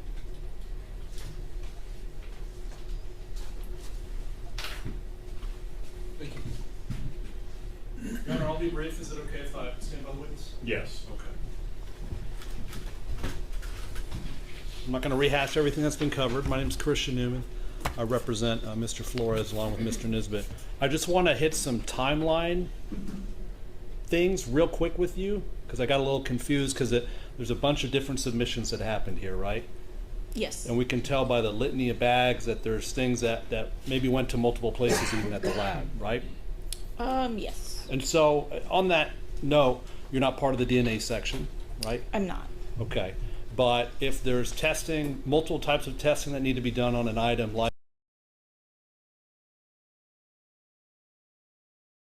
so if we're talking about DNA and firearms and tool mark happening on a projectile, what's the order that things should happen with something like that? It would go to the DNA section first, because typically when we receive bullets, we will clean them and remove any biological material. Okay. And when you receive evidence at the lab, there's these evidence submission forms that are submitted, right? Yes. Okay. And so they have the relevant information so that you can keep track of items, right? Yes. And make sure we maintain the integrity of the chain of custody, right? Correct. Okay. And on those forms, there's things like the name of the investigator on the case, right? Yes. So in this case, it'd be Ronald Soto. Yes. It'd be the alleged offense date for the case, right? Yes. As well as a list of the items of evidence that need to be looked at or being requested to be looked at, right? Yes. And they'll give a description of what it is they want done, right? Yes. And if it's not asked for in that form, it's not going to be done, right? It just depends. Okay. There's some things that are just kind of like a default that we will do, but... So what's an example of that? Well, like if it just mentioned a firearm, but there was ammunition with it, and they didn't ask to examine the ammunition, we still just would examine it and still report it out because it was with the firearm. And that's standard practice. And so you'd expect that, and you could maybe assume, well, they didn't quite specify, but we'll go ahead and do it anyway. Yes. Okay. And so let's talk about some of the dates. So we've heard that the arrest date was June 23rd of 2023. Is that the offense date that's on the evidence submission forms? Let me see if I can find mine. I have date of offense June 23rd, 2023. Okay. And so I don't want to deface states 184 here, so I'm going to use post-its instead. And we'll put arrest date, June 23rd, 2023. And the first submission of those 16 shell casings, I think you told Mr. Goss that happened in July. Was it July 3rd of 2023? Let's see. So the cartridge cases and the 3 firearms came in July 3rd, 2023 to the laboratory. Okay. And so that's the first submission to the laboratory, right? Yes. Okay. And then the next submission, there's an individual projectile that comes in. Was that September 5th of 2023? Yes. So the medical examiner bullet came in from San Antonio Police Department on that date. Okay. And then I think you testified that your first report you completed on September 14th, 2023. Yes. Okay. All right. Put that here. And of course, the report will only contain findings for items that have been sent to you and you've been asked to examine, right? Yes, or if it's items that are packaged with the other items. Right. Yes. Okay. And then there's another submission that happens a year later in September of 2024. Was that the 4 new fragments of suspected projectiles? Yes, the 4 fired bullets. Let me see if I have the submission form. Well, the date is also on my report that they came into the laboratory on September 12th, 2024. Okay. So we have our third submission of evidence in this case. And then your second report in this case was September 17th of 2024? Yes. Okay. And like you said, pretty fast turnaround for the lab, but of course, very important case from the prosecuting authorities. Yes, perspective that at least, I right? believe we were asked to expedite that. And your agency, the lab, will try to accommodate that when the DA's office asks for that. It's reasonable, right? Yes. And you work in collaboration with other sections over at the lab, right? At times, we will need to communicate, yes. Especially when we're talking about projectiles and fragments that may need both DNA and firearms testing, right? Yes.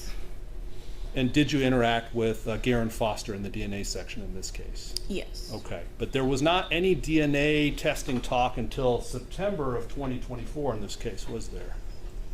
That I don't know.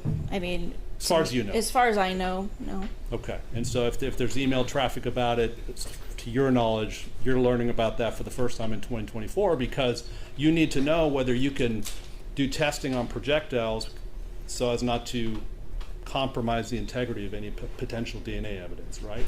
Correct. So typically, if the request had testing for bullets, that would be sorted and sent for DNA analysis first, if that was something that the investigators requested. Okay. And so, and you're aware that some of these projectiles, or at least one of them, you know, the DA's office had to pull teeth to get someone to go and pull it out of a wall. It's part of the communication you have with the DA's office, right? I don't know all those details. Okay. Well, let me show you something here. As part of the discovery information that your agency compiles for the DA's office as part of the case, you also turn over email traffic, right? Yes. And would seeing some emails that you were part of, just to refresh your memory, help you see if you remember something like that? Yes, it would. Okay. So if you can look here and see if you remember any discussion of teeth pulling to try and go get some evidence a year later, year and a half later.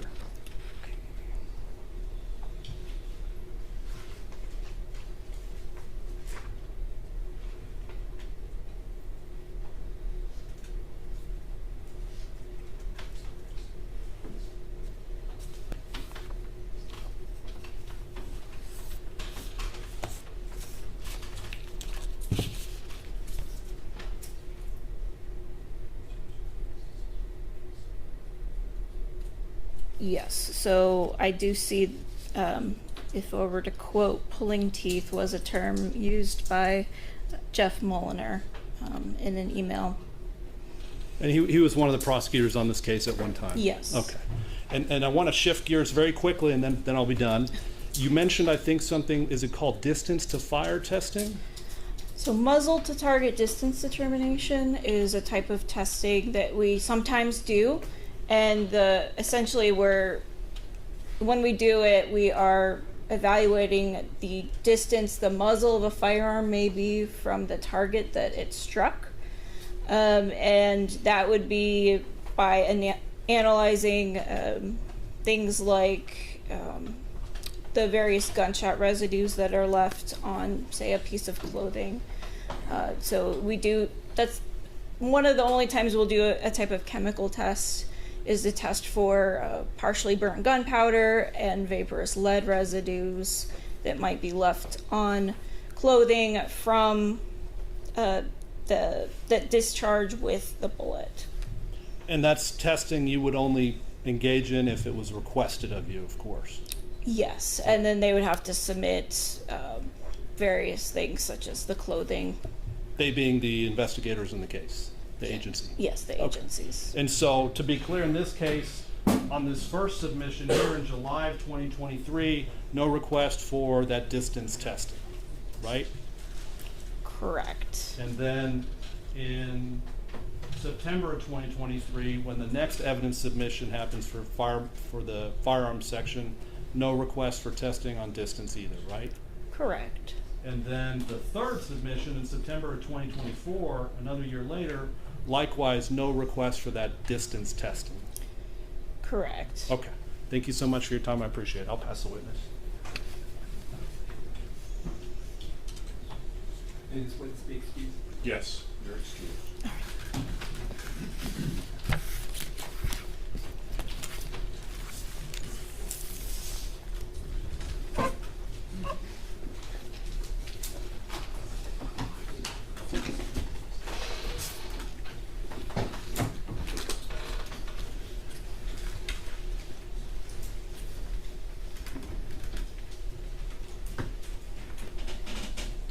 All right, State, you can call your next witness.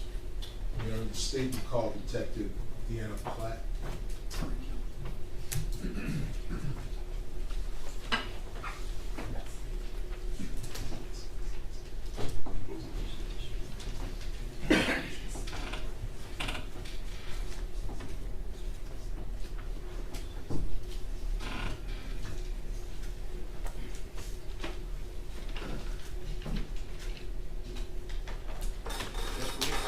Yes, yes. Here comes Mr. Goss.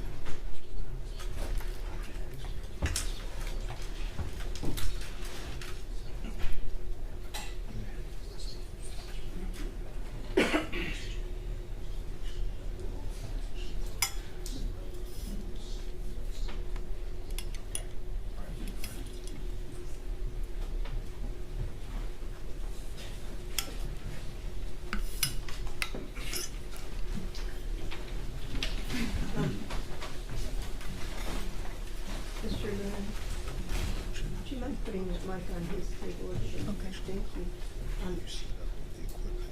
Sure. All right, I'm going to swear you in, okay? Yes. Do you solemnly swear or affirm that the testimony you give in this matter will be the truth, the whole truth, and nothing but the truth, so help you God? Yes, I do. All right, you may need to adjust the microphone, make sure everybody can hear you. Okay. Can you introduce yourself to the jury and spell your name for the court reporter, please? Deanna Platt, DeAnnapLatt. All right, State. And ma'am, how long have you been an officer with San Antonio Police Department? This is my 13th year. And how long have you been a detective with San Antonio Police Department? Since 2019, 6 years. And how long after you became a detective? What's your current assignment? I work in the homicide unit Okay, how long have you been a homicide detective? since I promoted in 2019.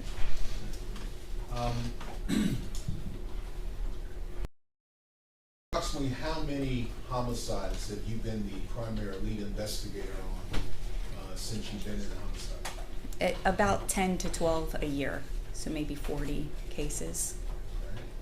And over your 19, approximately 6 years in homicide, have you also worked or been the lead investigator for officer-involved shootings? Yes, I have. If you could please explain to the jury just some of the steps when a, lack of a better word, conventional homicide case comes in and you get assigned to it. How is that assignment made? How do you work it up? Well, in a normal murder case, just when it's not involving a police, because I work in the homicide unit, but the homicide unit is separated into two details. So you have the murder section, and then you have the aggravated assault section that handles everything else. In the murder section, we handle murder cases and we handle officer-involved shooting cases. And so when we respond to a murder case, usually 2 detectives go out to the scene, and so it'll be your primary detective and then the detective that assists with the case. When you have an officer-involved shooting, you have 2 detectives that respond, the same thing, the primary and the assisting detective, and then any additional detectives that are required based off the number of officers involved. So sometimes it could be, no additional officers called in, or several more detectives called in to assist with the case. And were you working in that capacity for an officer-involved shooting that occurred on June 23rd of 2023? For that case in particular, I was not a lead detective or an assisting detective. I was one of the additional detectives that was called in to assist with the case. Okay. And what were your specific duties when you got called in for this case? The supervisor asked for me to respond to headquarters, so I never went to the crime scene. They asked me to go to headquarters and set up rooms and wait for officers and detectives to arrive there. Okay. Did you have any specific duties involving this case in June 23rd, 2023? I was tasked with interviewing one of the shooting officers. Okay. And can you identify who that was? Sergeant Flores. Okay. What did you do to prepare for the interview with Sergeant Flores?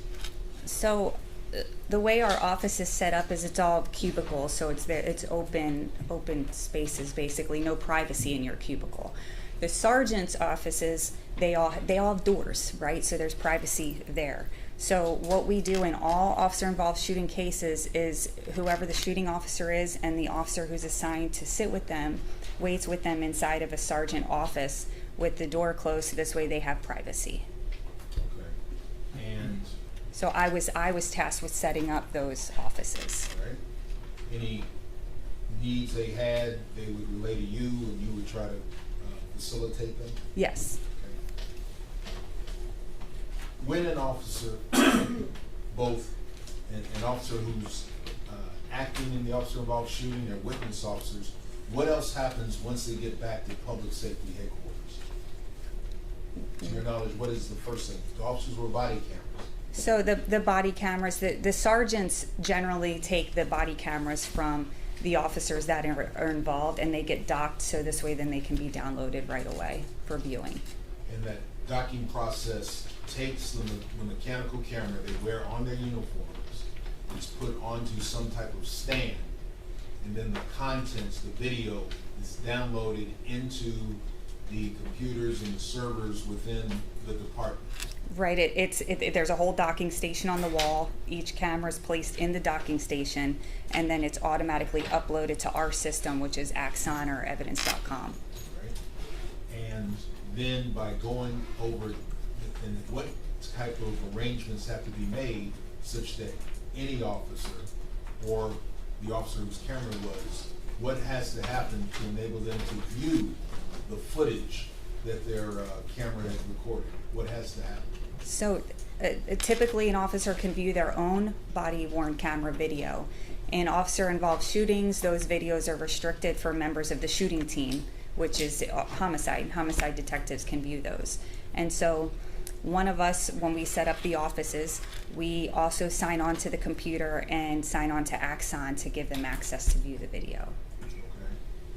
And did you follow those steps to make the body-worn camera video available to Sergeant Flores that day?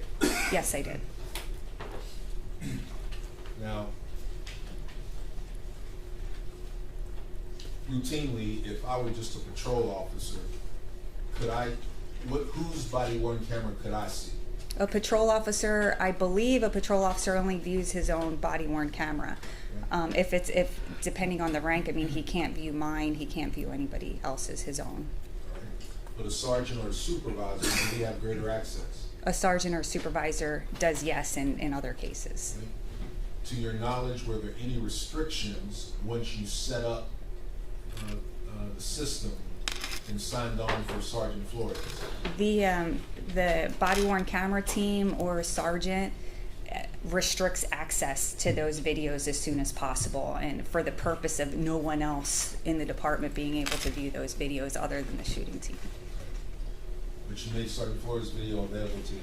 So when I signed on, every video, when I sign on to a computer with Axon, every video that's a part of the shooting team, my access gives him access to view it. So when I signed in, he could view any video that was available. Okay. And video, we're talking video that responds to SAPD case number 23137586? If I may refer to my statement and the written statement, because I don't have the case number memorized.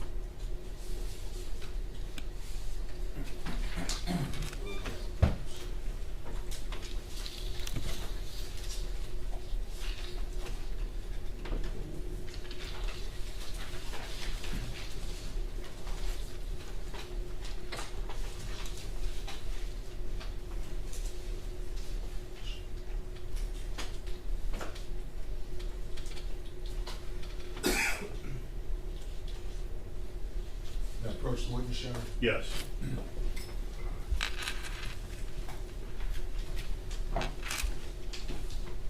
Detective, I'm showing you what has been marked as States Exhibits numbers 188 and 189 for identification.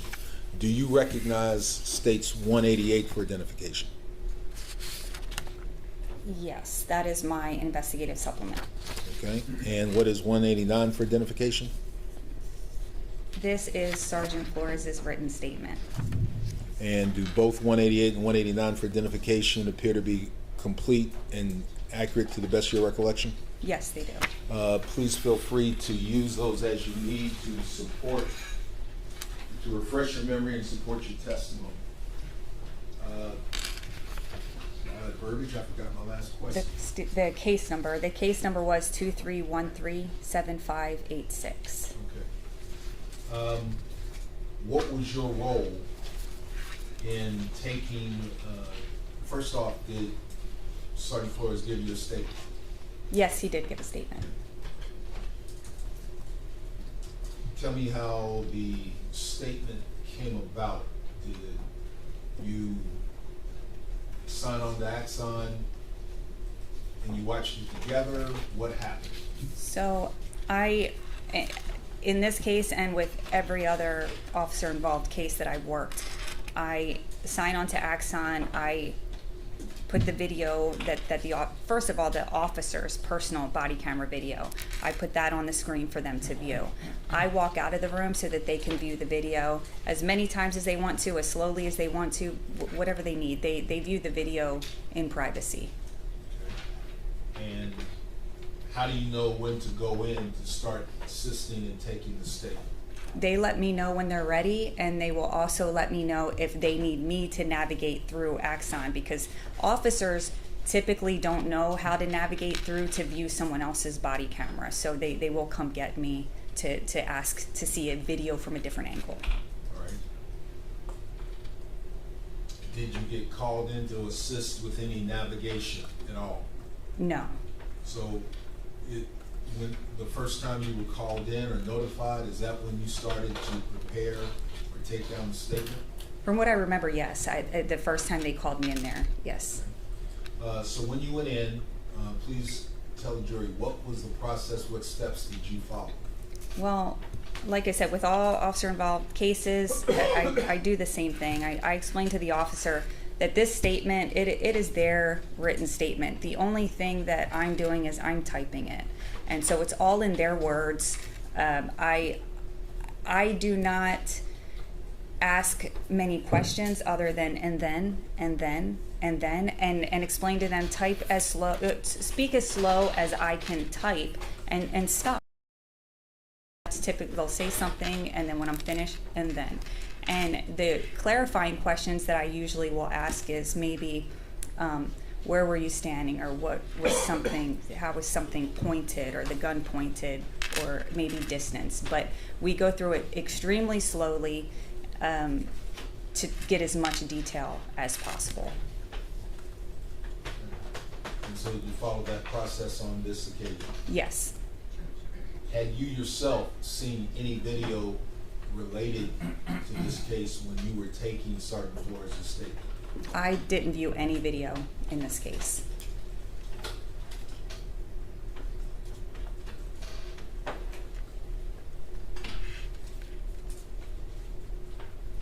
From the statement you took, how is it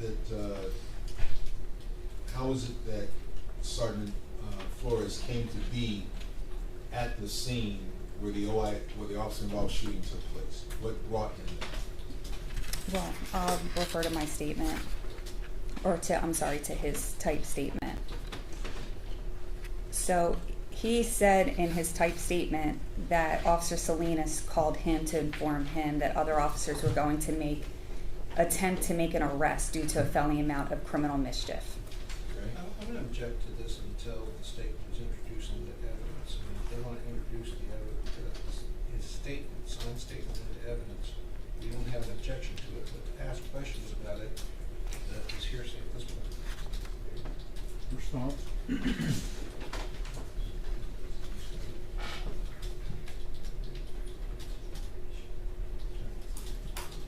At this point, Your Honor, it's an admission by a party opponent. It's voluntary. It's simply questioning the witness to it. All right, I'll overrule. Well, we asked that the written statement be introduced into evidence. She's reading from the written statement. So, All right, I'll just instruct the witness, you're welcome to use whatever statement to refresh your memory beyond that. It's not something you should read. Okay. Yes. So if you would just review it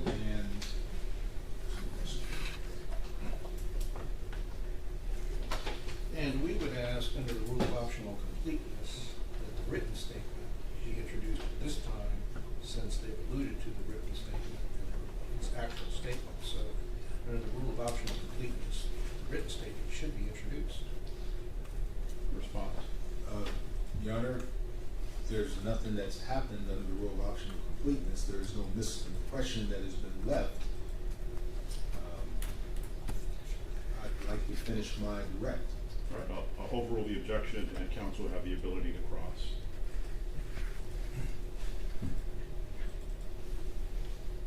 You were saying, ma'am.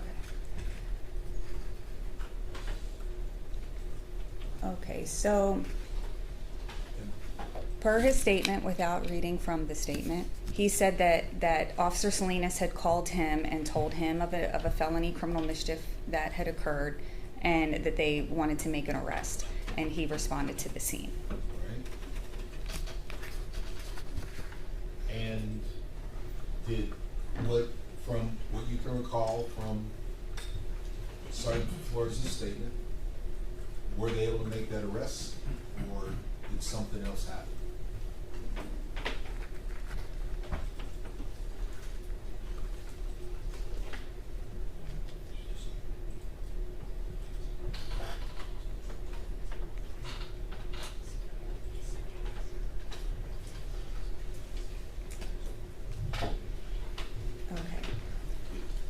And so, just to be clear, Judge, I want to note for the record that the witness looked at her written statement and that there was a hesitation of 15 seconds or more. And I think that under Rule 106, textual evidence, that it's incumbent that the court permit us to introduce his statement at this time. There's no requirement that the statement or the testimony be unimpeached or vagueness or whatever the case. It says if the party introduces all or part of the writing or recorded statement, that adverse party may introduce at that time any other part or any other writing or recorded statement that in fairness ought to be considered at the same time. And since she's hesitating about what she remembers, I think fairness requires the written statement to be introduced. I mean, usually they want the statement in, we want it in, so I don't know why they're stopping us from saying, get the statement in. No one's afraid of it over here. Why don't we just enter it into evidence and then she can just talk from whatever's in evidence? Or we can do it on cross, either one. Sorry. Just, counsel's late. My understanding, I'm only asking her what she recalls, what she witnessed. But in the interest of expediency, Judge, I would have states 182. Yeah, states 189. This is a full, complete, accurate copy of the statement of Sergeant Flores you took on June 23rd, 2023. It is. Tender states 189 for identification to the defense for inspection. Move to introduce 189 in evidence. No objection from defendant Eleazar. No objection. No objection, Judge. All right, it's admitted.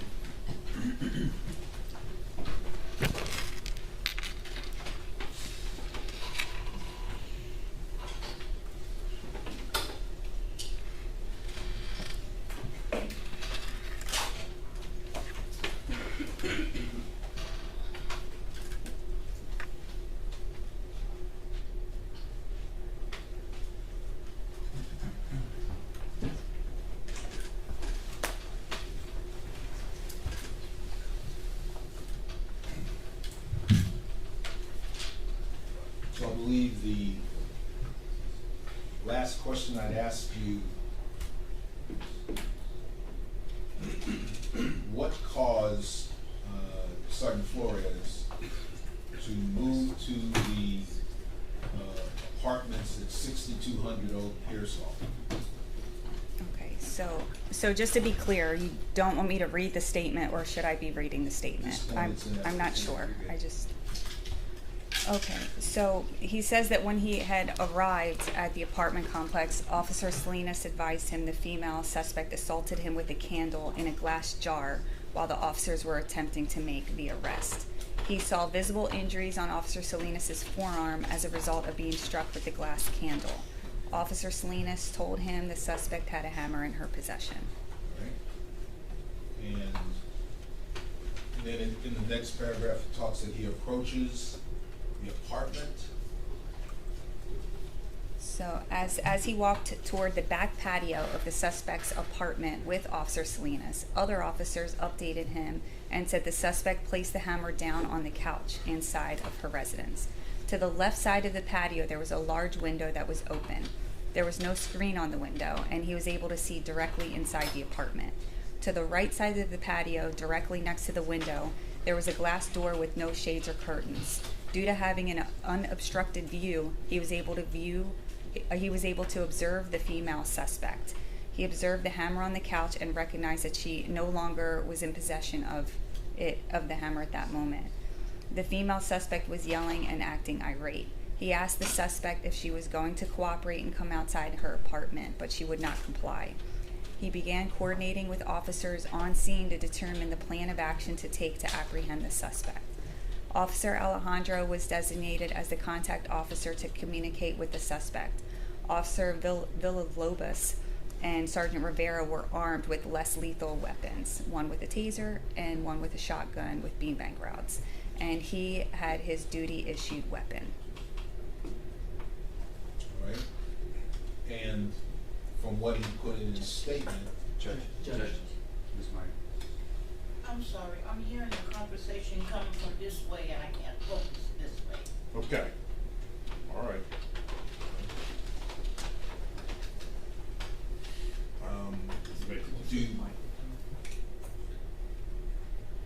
If you get a little closer to the mic, ma'am, if you don't mind. Thank you for letting me know, ma'am.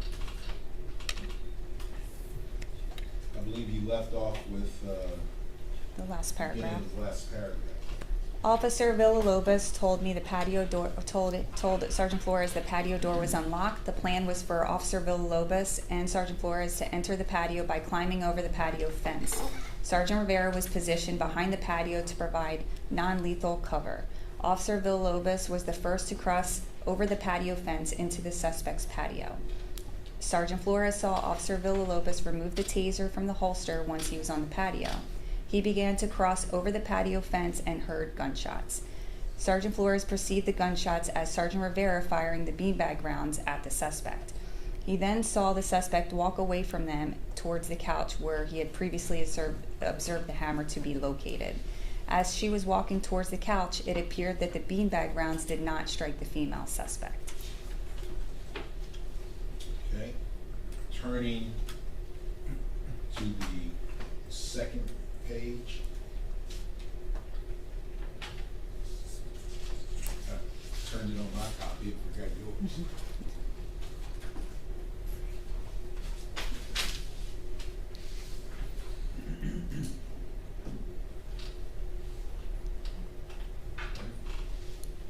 The female suspect was yelling, but he did not recall what she said. The suspect turned around and rapidly walked towards them. She had a hammer in her right hand raised in the air above her head as if she was going to attack them.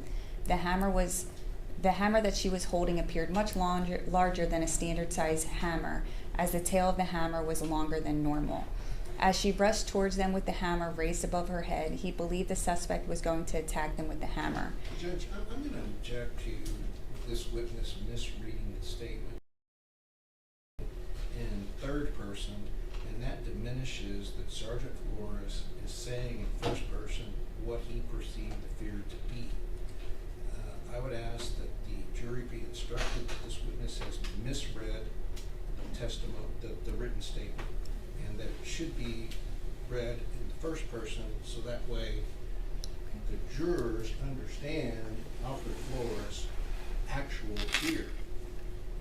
If the state is allowed to get away with this, then we're not presenting the full picture of the actual fear. Your Honor, I note that the written statement itself has been published to the jury, who can also read it along with the witness's words. The jurors can infer, can read and see for themselves Defendant Flores' fear, etc.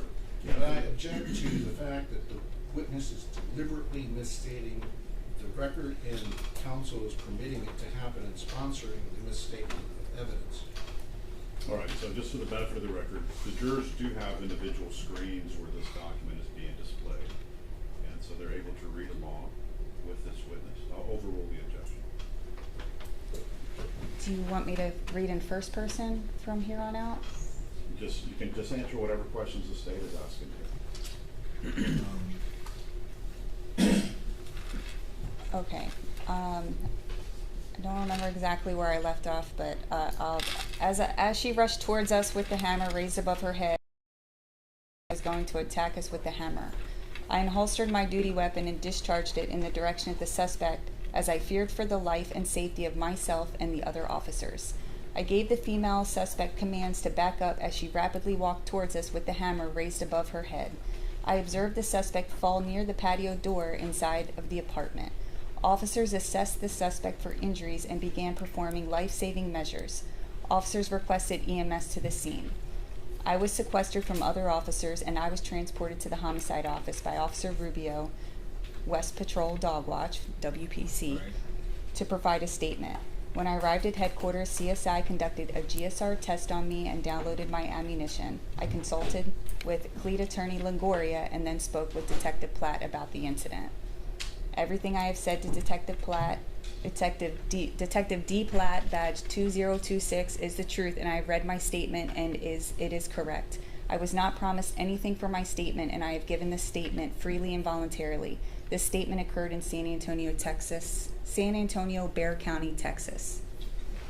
Now, and from the document, approximately what time did Defendant Flores give you his written statement? It on the document it says 8:35 a.m. January 23rd. That's in the header. And hang on.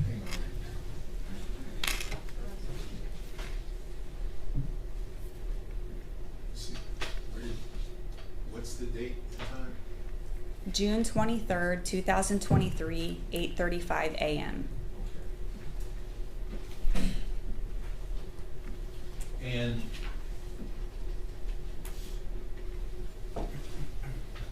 prior to his calling you back in, said he was ready to give a statement, did he ask for any breaks, any counseling, any emotional support? I don't remember if he asked for any breaks. Did he appear to be calm and focused as he was dictating to you what you typed? Yes.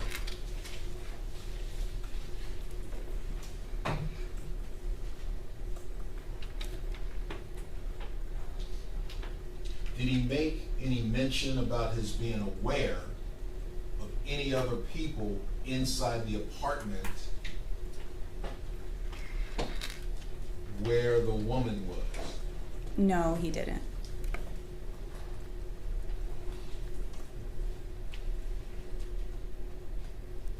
Did he make any mention about talking to the facilities manager for the apartment complex and asking him for a key to the apartment? No, he didn't. Did he make any mention about talking to the facility manager? So this is, I'm sorry, Carol, this is leading, I mean, you can ask her open-ended questions, he leading, ask her what he told her, and he said what he said, didn't say what he didn't say, Judge. I'll sustain. All right.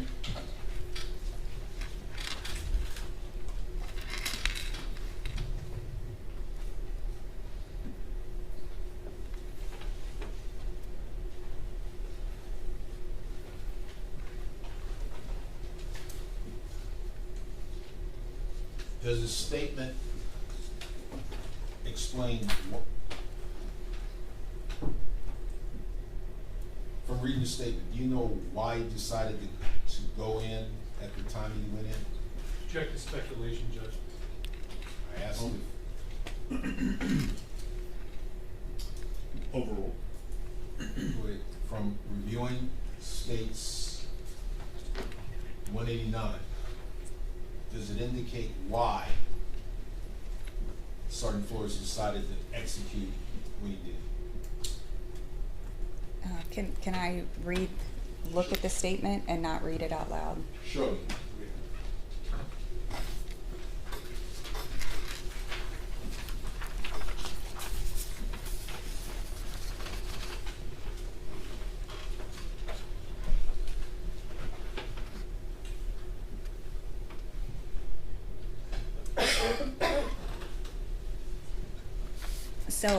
So it seems, as per the statement, that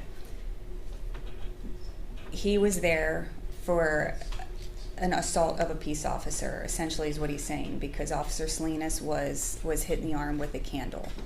And so when they went over to the window, to the porch area, that's when they observed the hammer on the couch.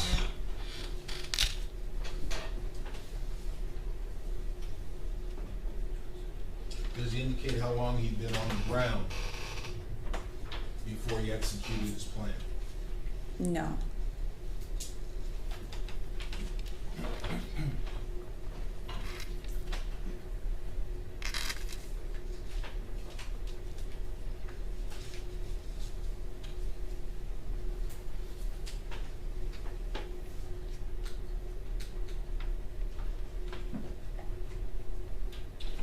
Who did he believe were firing the gunshots he heard?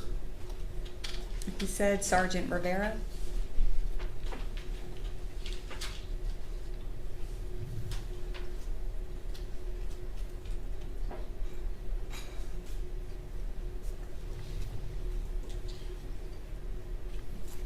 Did he consider asking for any additional resources? Objection, vagueness. I'll sustain. Did he consider asking for officers? Not that was typed in. I'll sustain the leading. Did he say that he considered asking for officers from the mental health unit? No, he It's didn't. the same objection, Judge. She doesn't know, obviously. I mean, he's leading the witness. You just ask her what did he say and who did he request, and she can answer. I've asked if he said it in his statement, Your Honor. Well, you can ask it that way. Did he say in his statement that he considered bringing in officers from the mental health unit? No, he didn't. Did he say in his statement that he initiated communications with Night CID? That he did? Yes. No. Did he say in his statement that he directed anyone else to communicate with Night CID? No, he didn't.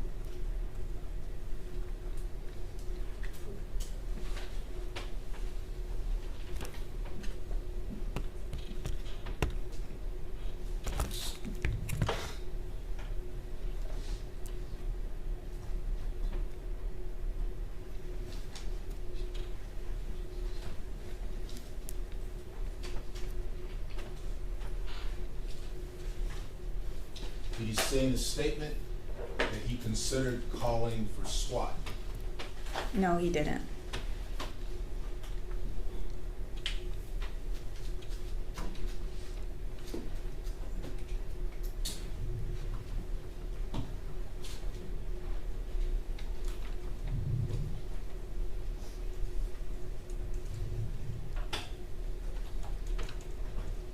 Does he say in his statement that he considered having Hire or anyone attempt to get a warrant? No, he didn't.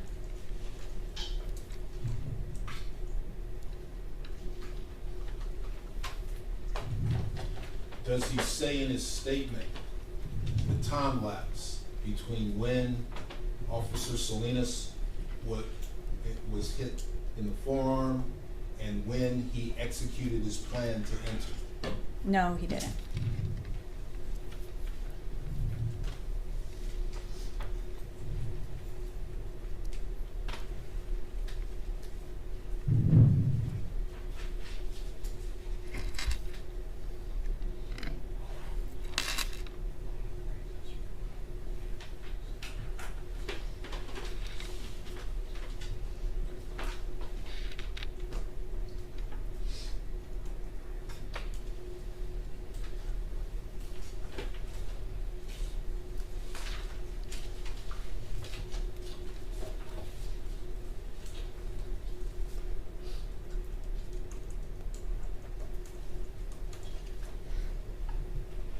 Was there a point in time you had to move out of the sergeant's office to other places in the homicide division to complete working with Sergeant Flores' statement? After I took his statement, the first, because after he views the body camera, I complete the written statement. And then once the statement's done, it's reviewed by the sergeant. And if there's any sort of corrections that are made on the statement or recommendations, then I return it back. And in this case there was, but I don't remember what it was. I know I took the statement over to him so he could view it and let him know, these are the corrections that they would like to make. It's up to you if you want to make those changes. And he asked to view the body-worn camera video again. And so I remember there was an issue with accessing it in the sergeant's office, so I walked him over to my desk and I pulled the video back up for him to view it another time. And is that the only time he asked? How many times did you make it available to him to view the body camera footage? That was the second time. I don't know I don't remember the length of time that he had in the beginning to view it, because they can view it for 5 minutes or an hour, and it's as long as they would like to view the camera. So I don't know. We don't document the length of time in the beginning, and then he requested to see it again, and like I said, there was some sort of an issue, so he viewed it a second time. And that was my question, ma'am. If he asked for it, you facilitate? Yes.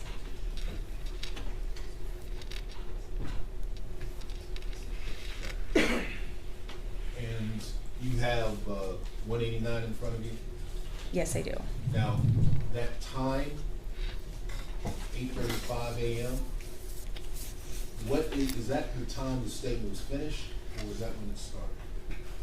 So the time is in the header, and that time is automatically inserted in there based on when you update the header. So it is not at the end of the statement. It is not when you save the statement. It's strictly update of the header. And I know that because this week I looked at it on a different case. So do you recall, did you update the header when you went in to start the statement, or did you update it when you printed it off so it could be signed? generally I do it in the beginning, but I am human and sometimes I make mistakes, and I go in and I adjust it at some point when I see that I didn't change the case number. So I don't know what time I finished it or started it. I just know that's the time that the header was adjusted. Okay, and you correct me if I misheard, but I heard you say generally. The general practice is you update the header when you start. Yes. And from your recollection, approximately how much time did Sergeant Flores have to view his camera before you went in to start the statement? Yeah, I have no idea.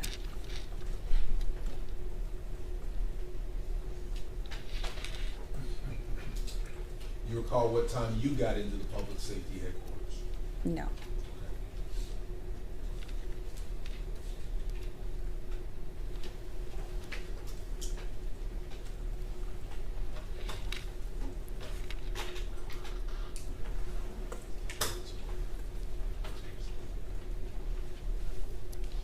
Aside from, what was your other involvement with this case?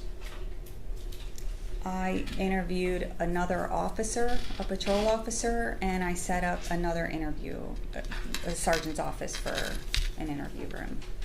Okay.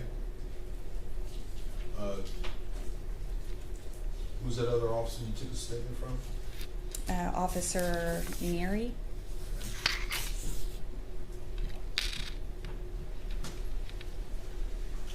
Aside from what you've told the jury today, did you have anything else to do with this case or this investigation? I did not. I have no further questions, Your Honor. I will pass the witness. All right, members of the jury, it's 1:11. I'll give you a lunch break. Let's come back no later than 2:15. All right, to the jury.